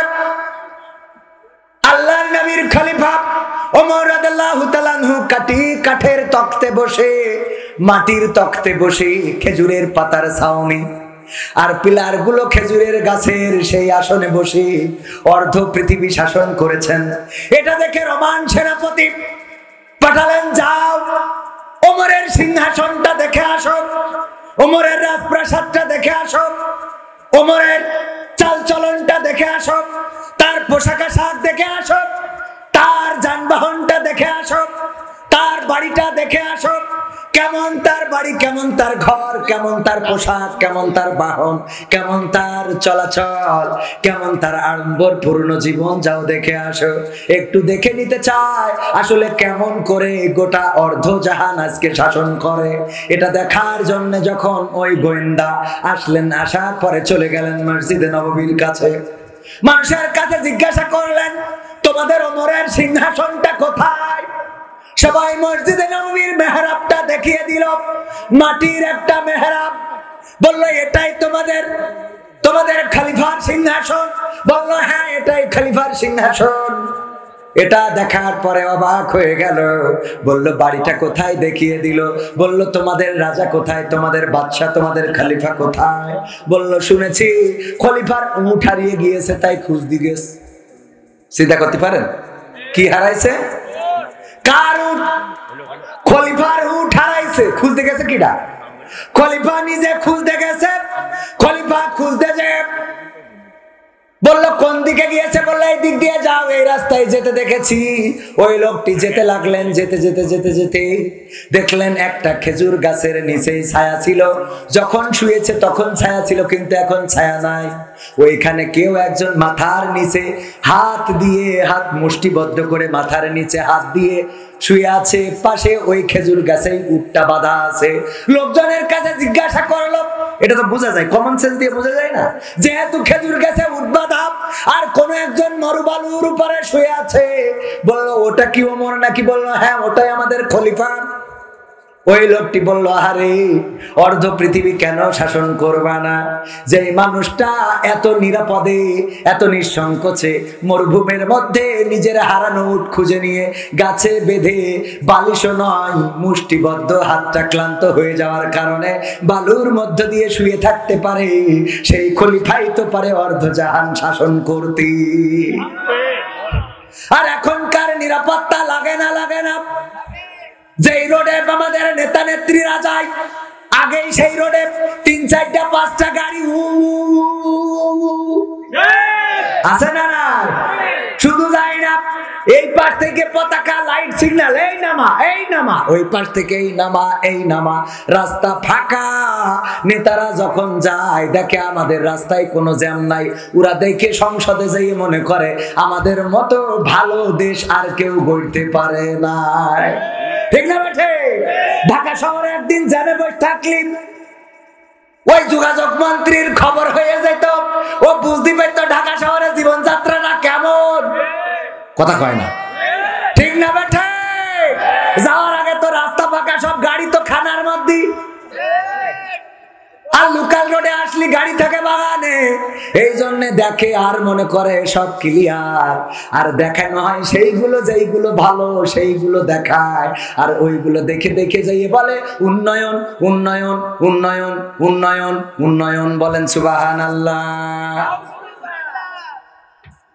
আমার একজন মন্ত্রী বলেছেন, খেজুর দিয়ে ইফতারি করার দরকার কি? বড়ই আর পেয়ারা হইলেই তো চলে, এই নিয়ে ইফতারি করা যাবে কি যাবে না? শাইখ আহমদুল্লাহর কাছে দেখলাম প্রশ্ন করেছে, আসলে বড়ই কিংবা পেয়ারা দিয়ে ইফতারি হবে কিনা। শাইখ আহমদুল্লাহ সুন্দর করে উত্তর দিয়ে দিয়েছেন, শুধু বড়ই পেয়ারা কেন, যদি এটাও না থাকে তাও ইফতারি হবে না, হবে না। যদি কেউ চাল পানি খায় তাও ইফতারি হয়ে যাবে। আগের সময় মা বোনেরা খাইতো না। অভাবের সংসার ছিল, এক রুটি ধুয়ে 3 দিন 4 দিন ইফতারি করেছে এমন মানুষ ছিল না, ছিল না। এক রুটি পানির মধ্যে ভিজিয়ে 2 দিন 3 দিন ইফতারি করেছে আমাদের মা বোনেরা। কয়টা চাউল মুখের মধ্যে দিয়ে চাবিয়ে এক গ্লাস পানি খেয়ে রোজা রেখেছে, এমন অনেক অভাবী মানুষ এখনো বেঁচে আছে না নাই? এমন অনেক অভাবী মানুষ বেঁচে আছে। অন্যদের অভাবের কথা কি বলবো? আমার বাবা মারা যাওয়ার পরে মা যখন আমাদের পান্তা ভাতের সেহরিটা খাইতে দিতেন, ওই পান্তা ভাত খাওয়ার মতো কোনো তরকারি আমাদের জুটতো না। এইভাবেই রোজা রেখেছি আমরা। ওগো আমার ভাইরা, সেহরিতেও যদি না খেয়ে থাকেন রোজা হবে না? কি হবে না? রোজা হবে, মোট না খাইলে রোজা হবে। আর ইফতারির সময় যদি পানি পান করেন তাও ইফতারি হবে, যদি চাউল খান তাও ইফতারি হবে, যদি রুটি ধুয়ে খান তাও ইফতারি খাওয়া হবে, পাও রুটি খান তাও ইফতারি হবে। কিন্তু আমার রাসূল সাল্লাল্লাহু আলাইহি ওয়াসাল্লামের সুন্নাত হলো ইফতারির সময় খুরমাটা আগে খাওয়া। এখন এই খুরমা আমরা কেন খাবো না? কারণ ওই মন্ত্রী বুঝাইতে চেয়েছে দেশে অভাব, রিজার্ভে টাকা নাই, ব্যাংক খালি, বেকায়দা অবস্থা। আমি বলি ও তো সরকারের দুশ্মন, ঠিক না বেঠে? যেই সরকার মেট্রো রেল বানাইছে, পদ্মা সেতু বানাইছে, টানেল বানাইছে, এক্সপ্রেসওয়ে বানাইছে, 4 লেন রাস্তা বানাইছে, ফ্লাইওভার বানাইছে, এই বাংলাদেশে স্মার্ট বাংলাদেশ বানাইছে, ডিজিটাল ফেলাই থুয়ে, সেই দেশে যদি বলে কুল দিয়ে ইফতারি করেন, বলেন এ কি সরকারের পক্ষের না বিপক্ষের লোক? কথা কি বুঝাবে? তালিয়ার ধরে বিচারের আওতায় আনার দরকার আছে না নাই? বিচারের আওতায় আনতে হবে। আমি সরকারের পক্ষে কথা বলছি, কেউ যেন মনে করেন না আবার সরকারের বিপক্ষে। মন্ত্রীর বিপক্ষে যাবে, কারণ সে সরকারের বিপক্ষে কথা বলেছে। সরকার এত উন্নয়ন করলো বাংলাদেশে, এখন বাইসাইকেল বেশি না মোটরসাইকেল বেশি? মোটরসাইকেল ছাড়া আছে বলেন? ফোন নেই, সবার হাতে ফোন আছে না না? সবার হাতে ফোন। ও এভাবে বলা যাবে কিনা? এ বললে আবার অসুবিধা আছে না? কারণ আমি তো আবার কারোর কটাক্ষ করি বলিনি। আমার মধ্যে আল্লাহ এই কণ্ঠ দেশটা আমি করবোটা কি? আমার ভাইরা না, আমরা শুনে নিলাম, কারণ কমিটি যেহেতু কন্ডিশন আছে, যেখানে কন্ডিশন আছে সেখানে কন্ডিশনে চলবে, অসুবিধা নেই। যোগ্যতা দেওয়ার মালিককে আমার ভাইজান চেয়ারম্যান সাহেব সাবেক বলেছেন চরিত্র নিয়ে কথা বলতে। যে কথাগুলো বলছে এগুলো চরিত্রের কারণে হয়েছে, কথাগুলো মিলাই নেবেন। এগুলোর আবার সব ওই বারবার তো বলতে পারবো না যে ঠিক না ঠিক না ঠিক না, এবার বারবার বলতে হবে, বুঝে নেবেন। ওগো আমার ভাইরা, আল্লাহর নবীর চরিত্র কেমন ছিল? ছোটবেলায় যখন দুগ্ধ পান করানোর জন্য বিবি হালিমার ঘরে দেয়া হয়েছে, বিবি হালিমার বাড়িতে আমি গিয়েছি, যেই বাড়িটা প্রসিদ্ধ মত রয়েছে যে এখানেই বিবি হালিমার বাড়ি ছিল। যেই কূপ থেকে পানি তুলতেন সেই কূপটা থেকে পানি উঠাইছি।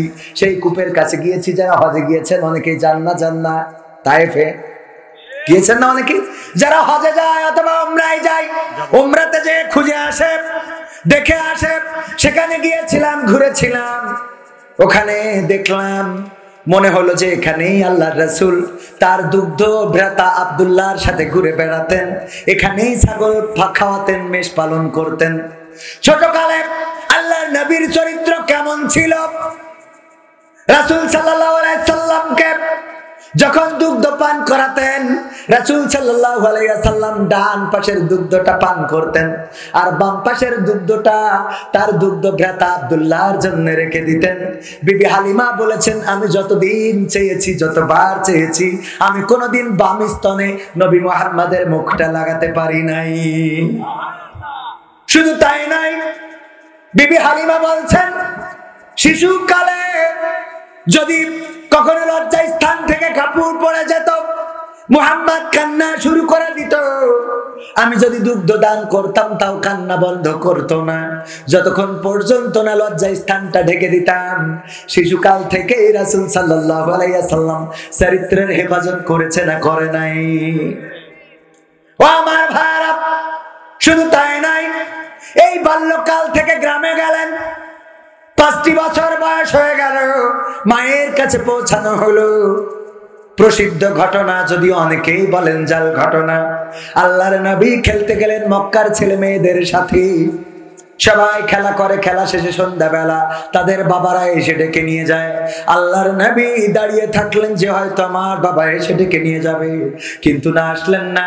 হালিমা যখন আমিনা আলাইহিস সালাম এলেন, আসার পরে বললেন, বাবা এখনো তুমি দাঁড়িয়ে কেন? মা, আমার বাবা তো নিতে এলো না, বাবা কোথায়? সবার বাবা তো ডেকে ডেকে নিয়ে যায়, আমার বাবা কেন ডাকে না? বলল, তোমার বাবা তো নাই, দেশে নাই, কোথায় আছে দেখতে যাব। দেখতে গেলেন, সেইখানে যাওয়ার পরে মা ইন্তেকাল করলেন। বাবার কবর জিয়ারত করার পরে মা ইন্তেকাল করলেন। আল্লাহর রাসূল এতিম হয়ে গেলেন। বাবা মারা গিয়েছে 6 মাস গর্ভে থাকতে, আর মা মারা গেল 6 বছর বয়সে। একেবারে বিশ্ব এতিম হয়েছে, না হয় নাই? আল্লাহ রাসূলের আশ্রয় দিলেন। আল্লাহ রাব্বুল আলামিন দাদার কাছে নিয়ে ফেললেন। দাদাও মারা গেল 8 বছর বয়সে। এরপরে চাচা আবু তালিবের কাছে চাচা আবু তালিব মানুষ করলেন। এই শিশুকালে এমন এতিম মানুষেরা, এতিম বাচ্চারা দেখবেন আমাদের দেশে বেশি ভালো মানুষ হয় না, ঠিক না বেটি? বাবা মারা যাওয়ার পরে, মা মারা যাওয়ার পরে দেখবেন বিয়াদব হয়ে যায়, ছন্ন ছাড়া হয়ে যায়, ঠিক না বেটি? অথচ যার বাবা গর্ভে থাকতে নাই, যার মা মারা গেল 6 বছর বয়সে, এই ছেলেটা এতটাই আদর্শবান হয়ে গেল, সবাই তাকে আলামিন বলে, বিশ্বস্ত বলে। মক্কায় যখন, তখনও নবী হয় নাই, মক্কার কাবা ঘর সংস্কার করা হয়ে গেল। হাজরে আসওয়াদ পাথরটা বসানো হবে, 4টা গোত্র তারা বাড়াবাড়ি শুরু করে দিলে। চেয়ারম্যান কয়, আমি এমপির লোক আমরা বসাবো।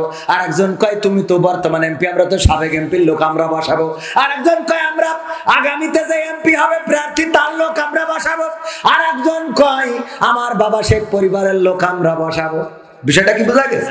এরকম দ্বন্দ্ব আছে না? না, দলে দলে দ্বন্দ্ব, নিজ দলে দ্বন্দ্ব, নিজেরা দ্বন্দ্ব বাধায় আর জামাত বিএনপি বেঁচে যায়, ঠিক না বেঠে? নিজেদের দ্বন্দ্বের মাঝখান দিয়ে ওরা বেড়ে যাচ্ছে। এই জন্যই দ্বন্দ্ব সব ছেড়ে দেন, দিয়ে একের পারো করে। পরামর্শ কি খারাপ? ও আমার ভাইরা, আল্লাহ রাসূল সাল্লাল্লাহু আলাইহি সাল্লাম তখন নবী হয় নাই, তখন ওহী আসে নাই, রাসূল হয় নাই। মক্কার মানুষের কাছে কেমন গ্রহণযোগ্যতা ছিল। এই 4 গোত্র ঠিক করলো, আমরা যুদ্ধ করব, মারামারি করব, যারা জিতবে তারাই পাথরটা বসাবে। একজন বলল, দেখো যুদ্ধ করলে প্রাণহানি ঘটবে, মানুষ মারা যাবে, মানুষ ইন্তেকাল করবে, নিহত হবে, আমাদের সম্পদের ক্ষতি হবে, ঘোড়া মারা যাবে, উট মারা যাবে। সুতরাং একটা প্রস্তাব আমি দিতে চাই, তোমরা দেখো পছন্দ হয় কিনা। কি প্রস্তাব? আগামীকাল ফজরের সময়, সকাল বেলা সুবহে সাদিকের পরে অথবা সূর্যাস্তের পরে প্রথম যেই ব্যক্তি কাবাতে প্রবেশ করবে, সেই ব্যক্তি যে বিচার করে দেবে, সেই বিচার আমরা মেনে নেব। তোমরা রাজি আছো কিনা? 4 গোত্রই বলল, মানলাম। পরের দিন সকাল বেলা যখন মুহাম্মদ গেল, ওই কাফেরেরা এত খুশি হলো যে আমাদের সবচেয়ে পছন্দের মানুষটা আজকে সকাল বেলা কাবাতে এসেছে। বলেন সুবহানাল্লাহ। কাফেরেরা, ওই মক্কার কাফেরেরা যারা পরবর্তীতে আমার রাসূলকে পাথর মেরেছে, রক্তাক্ত করেছে, রাসূলের মাথার উপরে উটের নাড়ি ভুঁড়ি চাপিয়ে দিয়েছে, হত্যা করার ষড়যন্ত্র করেছে, হত্যা করতে লোক পাঠিয়েছে, এমনকি রাতের অন্ধকারে বাড়িটা ঘিরে ধরেছে, আমার রাসূলকে হত্যার চূড়ান্ত পরিকল্পনা করেছে। মক্কায় টিকতে দেয় নাই, মক্কা ছেড়ে মদিনায় যাওয়া লেগেছে রাতের অন্ধকারে। যেই মানুষগুলো মক্কা থেকে তাড়ালো নবী হওয়ার আগে, এই মানুষগুলো আবার মুহাম্মদ যাওয়ার সময় আনন্দ করেছে। বলেন সুবহানাল্লাহ। আনন্দ, কি আনন্দ! আরে মুহাম্মদ এসেছে, আমাদের মুহাম্মদ। ওরা অন্যদের বলতো না, কাদের বলতো? আমাদের মুহাম্মদ। শুধু এই বলে ক্ষান্ত হয় নাই, ওরা বলেছে আমাদের আল আমিন এসেছে, বিশ্বস্ত, ওর মতো ভালো মানুষ আর হয় না। সুতরাং সে যে বিচার করে দেবে সেটাই সুন্দর বিচার, উত্তম বিচার। আল্লাহর নবীকে বলা হলো, এই হাজরা আসওয়াদ কালো পাথরটা বসানো নিয়ে গোলমাল হচ্ছে। 4টা গোত্র তারা বসাইতে চায়, কারণ এটা সম্মানিত পাথর। এই পাথরটা কোথা থেকে এসেছে জানেন কিনা? জান্নাত থেকে। আলহামদুলিল্লাহ। কোথা থেকে? আদম আলাইহিসসালাম এবং হাওয়া আলাইহিসসালামকে যখন ফেলে দেওয়া হয়েছিল, সাথে এই পাথরটাও জান্নাত থেকে এসেছিল। আল্লাহর রাসূল বলেছেন, কেউ যদি এই পাথরে চুম্বন করতে পারে তার জীবনের গুনাহগুলো ক্ষমা হয়ে যায়। বলেন সুবহানাল্লাহ।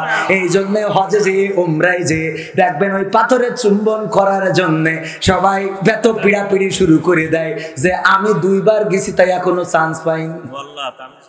হ্যাঁ, আমি যাবো 20 রোজায় চান্স হবে না। ও 20 রোজায় যাইয়ে রোজার মাসে খেলা হবে না, রোজার মাসে হবে না। পরের 7 দিন থাকতো, আবার পরে রোজার মাসে খুব পরের 7 দিন থাকলে হবে। ওই যে রোজার পরে অনেক কষ্ট হয়। এই হজে ওমরা গিয়েছেন কয়জন আছেন না এখানে? একজনও নেই। আছে আছে সাধারণ টাকা বন্ধক, জমি বন্ধক নিয়েছেন কয়জন? একটু হাত উঁচু করেন। 2 লাখ টাকা করে আছে না নাই? বলছে 3 লাখ। একটা ব্যবসা করার জন্য দোকানদারকে অ্যাডভান্স দিতে হয় কলারওয়াই কয় লাখ টাকা?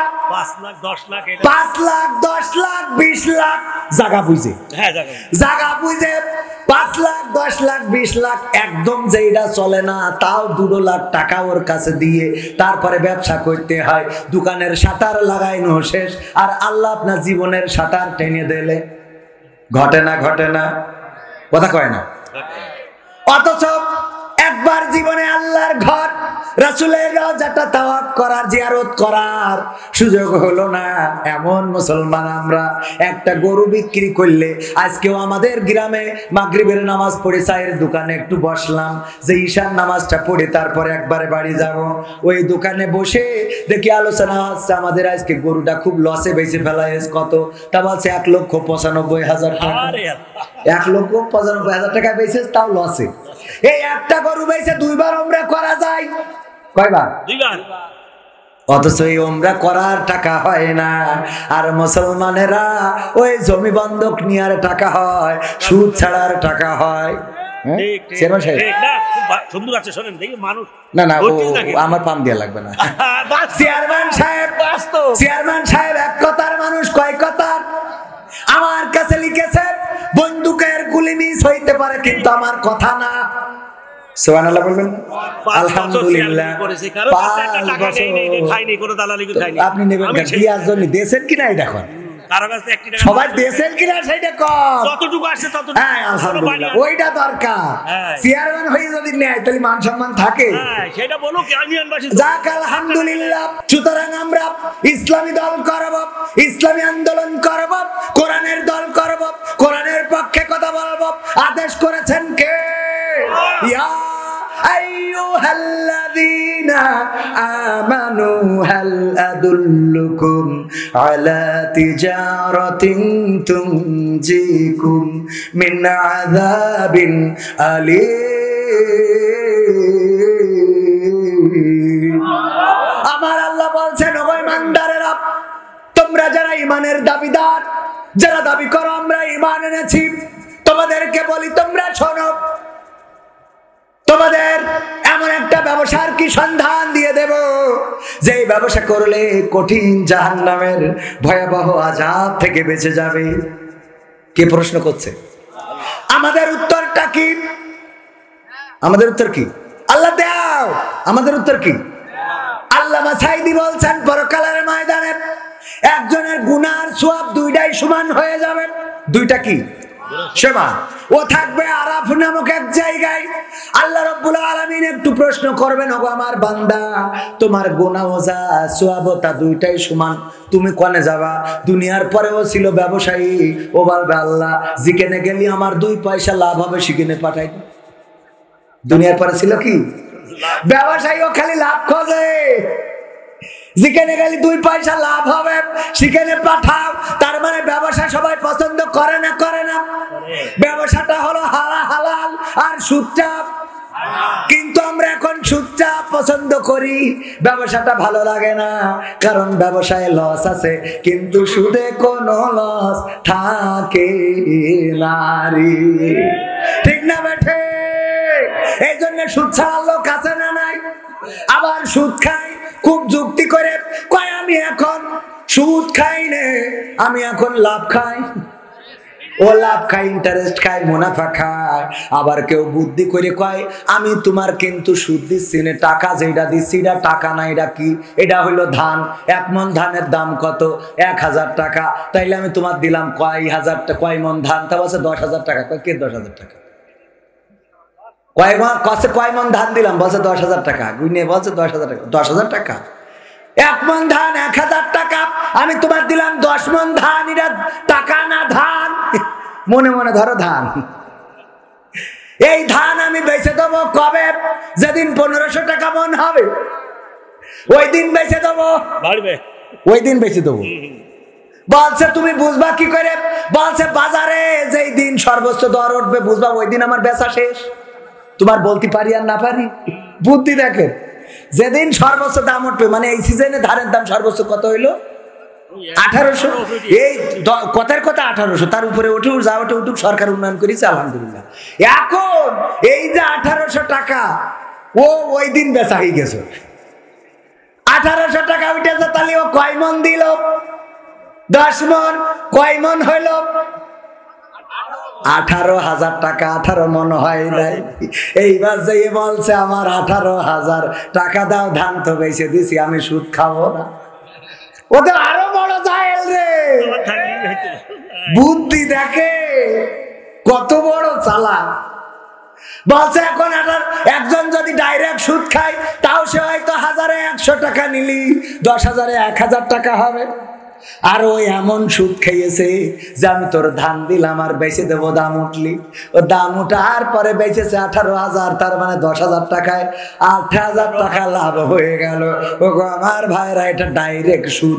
আপনি যদি ডাইরেক্ট আবার ধান এনে দেন 10 মণ, দেওয়ার পরে ওর কাছ থেকে আবার ওই 10 মণ ধান বুঝে নিয়ে যদি বেচে দেন, এতে যত লাভ হবে হারাম হবে, এতে হারাম হবে না। এই হলো ব্যবসা।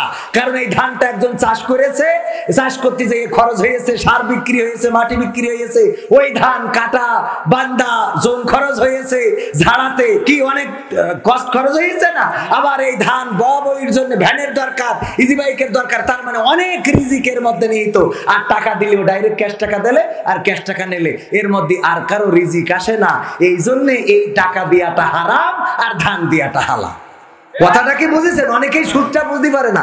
সুদ হলো এই ব্যবসাটা হলো এই, আর সুদটা হলো ডাইরেক্ট ও দিয়েছে, এর মধ্যে আর কোনো রিজিক আসে নাই, আর কোনো রিজিক আসে নাই। অথচ যখন ধান দিচ্ছেন, যখন সম্পদ দিচ্ছেন, কপি দিচ্ছেন, বেগুন দিচ্ছেন, তখন এতে করে আরেকজন ভাই চাকরি করার সুযোগ পাচ্ছে, একজন ক্যাশিয়ার টাকা গোনার সুযোগ পাচ্ছে, একজন ওজন দিয়া দাড়ি পাল্লা ধরার সুযোগ পাচ্ছে, একজন ভ্যান চালক সেই বেগুনটা আনার সুযোগ পাচ্ছে।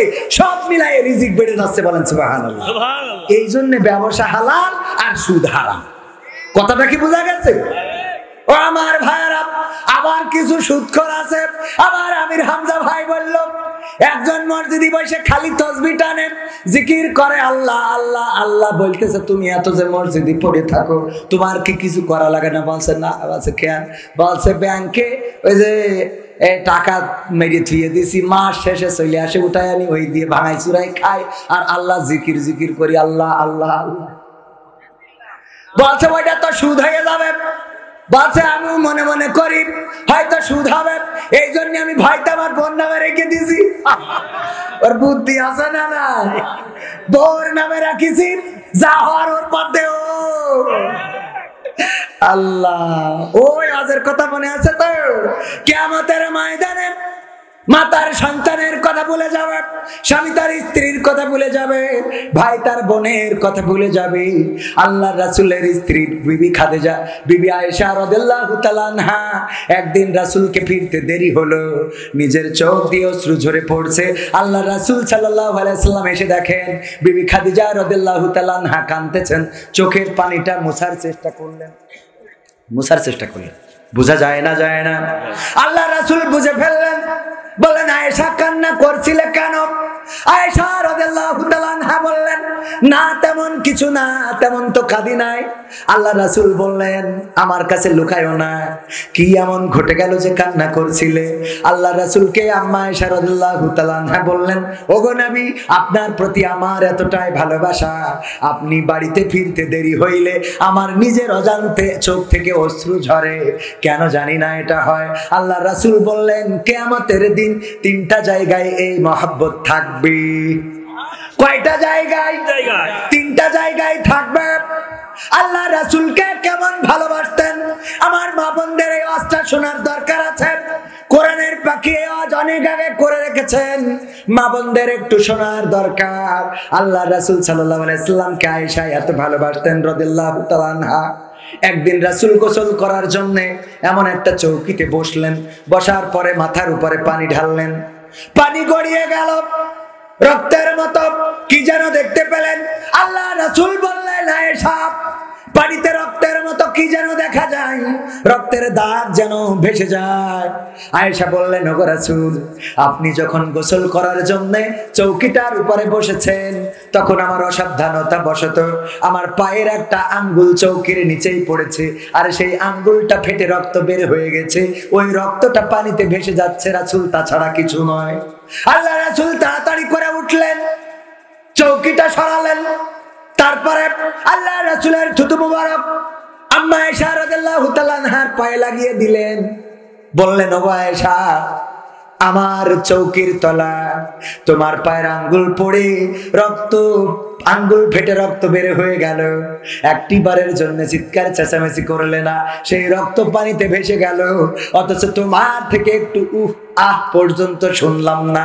তুমি কি কোনো কষ্ট পাও নাই, ব্যথা পাও নাই গো আয়েশা?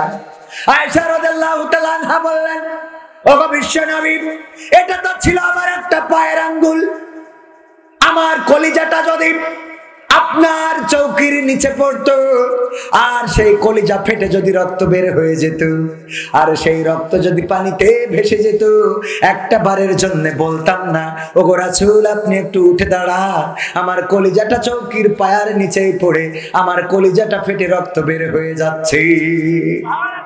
আল্লাহু আকবার। আর এখনকার স্ত্রীরা যদি কোনো কারণে একটু ধাক্কা খায়, এই ঢেলা কেনা চৌকি দেখো না, তুমি আছে না নাই? বেগুন কিনে এনেছে, কুটতে যাইয়া দেখে পোকা, ডালা সামনে নিয়ে, এ তুই যাই রান্না করি কিনে আইছিস, কিনে আইছিস বাজারে, আমি যাবো, তুই জন্য এখন তো যাবি না, বসে থাকি চুপ করে, বলে না বলে না। মাছ কিনে এনেছে, চেয়ারম্যান সাহেব, উনার কোনো দোষ না, উনি তো মানুষ ভালো, মেচোটাই গেছে কলারোয়া, একটা মাছ 3 সপ্তাহ ধরে আনছে আর ফেরত নিয়ে যাচ্ছে, আনছে আর ফেরত নিয়ে যাচ্ছে, কেউ কেনে না। মাছওয়ালা এত চালাক, চেয়ারম্যানের দেখার পরে দূরিতে বল, চেয়ারম্যান সাহেব, আজ 1 সপ্তাহ ধরে একটা মাছ আপনার জন্য নিয়ে বসে রয়েছি। কত বড় খাটাস! যেই পচা মাছটা বিক্রি হয় নাই, ওইটা চেয়ারম্যান সাহেবের জন্য নাকি নিয়ে বসে রয়েছে। ওই মাছটা চেয়ারম্যান ওর কাছে যাওয়ার আগে বান্দা শেষ, টাকরার মধ্যে দড়ি ঝুলাইয়ে এই চেয়ারম্যানের দিয়ে দে। চেয়ারম্যান বলছে, আরে বাবা, কত কেজি হয়েছে, দাম কত, একটু শুনিয়ে নি। কয়, আপনার টাকা দিয়ে লাগবে না। খেয়াল করেছেন তো, টাকা দিয়ে লাগবে না, নিয়ে যান, খেয়ে তারপর পরের হাটে এসে টাকা দেবেন। ওরে চালাকে চালাক! কত হয়েছে? চেয়ারম্যান মাছটার দাম 1500 টাকা, আপনি 1200 টাকা দেন। ও টাকা দিয়ে লাগবে না, আবার 1200 দেন। খাটাস কোথাকার! তাহলে কেমন বোঝে? এরপরে চেয়ারম্যান লজ্জায় হোক আর বিপদে পড়ে হোক আর ভোট পাওয়ার জন্য হোক, অনেক সময় ভোটের জন্য কিছু বলতে পারে, যাই বলুক সব সহ্য করতে হয়। ভোট তো নেওয়া লাগবে। সেদিন কানে কানে একজন বলছে, আপনাদের কলারুয়ায়, আল্লাহ, ও যদি ওয়াজটা শুনে আমার তো তেজ মেরে দিও।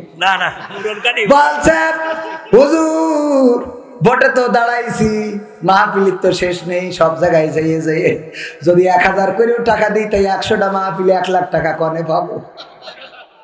আমি বললাম, আপনি এক কাজ করেন, আলোচনার সময় বলবেন যে 5000 টাকা দেবো যদি পাশ করি, তারপর আর পাশ করলে যে চাইল ডাইল পাবেন, ওই বেশি মোটামুটি দিতে পারবেন, বাস ওই করা যাবে। হ্যাঁ বলছে, এখন করবেন খিতা।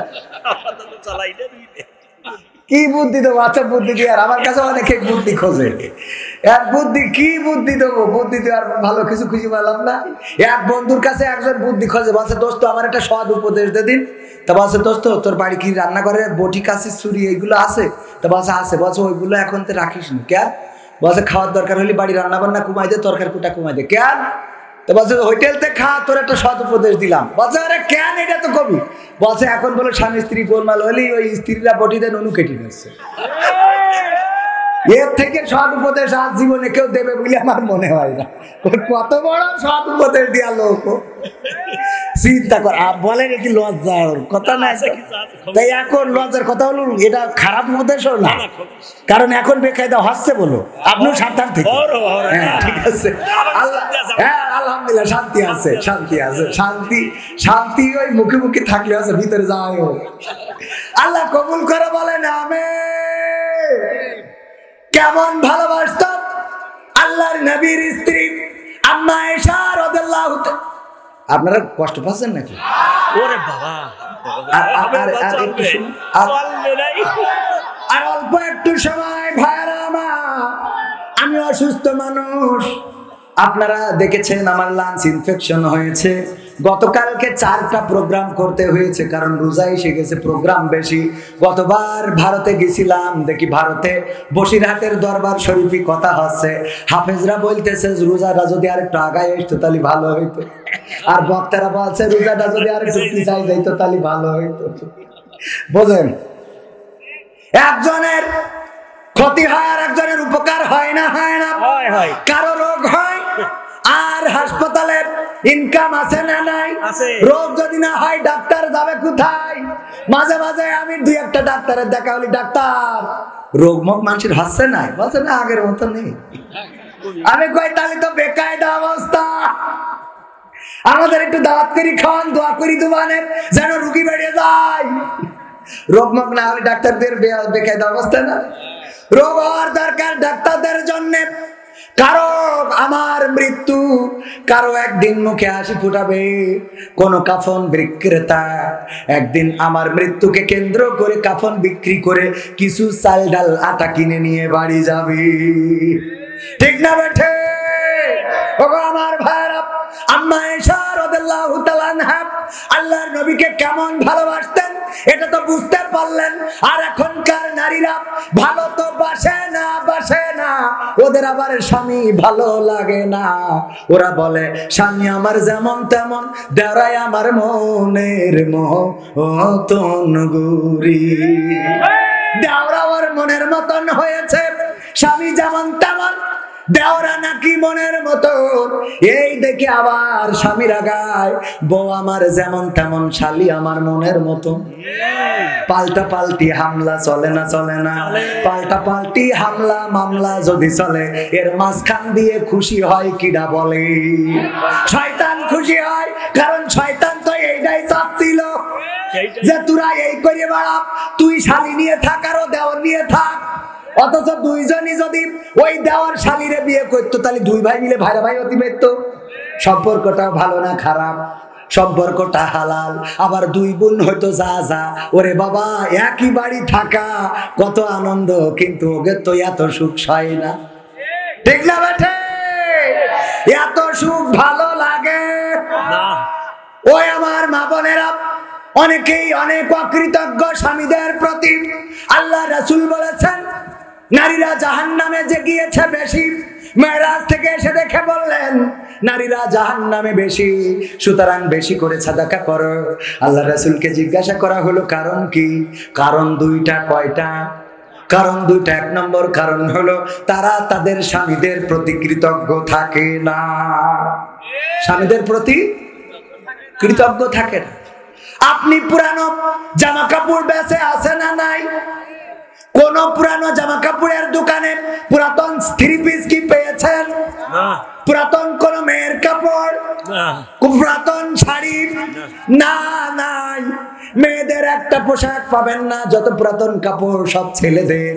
কারণ জানে বাবারা পুরাতন কাপড় পরে, কিন্তু কোন বাবা তার মা, ওই সন্তানের বাবা তার মাকে পুরাতন কাপড় পরায়। যদি কষ্ট হয়, স্ত্রী বলেছে এবারে ঈদে তুমি যদি আমার পাখিটির পিস না কিনে দাও তাইলে তোমার ঈদের আগুন মুখে আগুন ধরাবো। ওই ঈদের মুখ খুঁজে পাবে কোন? তারপর আগুন ধরানোর শক্তি আছে না নাই? ও তো আর গ্যাস লাইট দিয়ে আগুন ধরায় না, এমন আগুন ধরায় যে আগুন দিয়ে জ্বালানোর পরে মনির খান গায়ে অঞ্জনা রে অঞ্জনা। ঠিক না বেঠে? ওই আগুন জ্বলে না জ্বলে না? আপনার কি জ্বলিল ছোটবেলায়? জ্বলিনি, তাহলে থাক।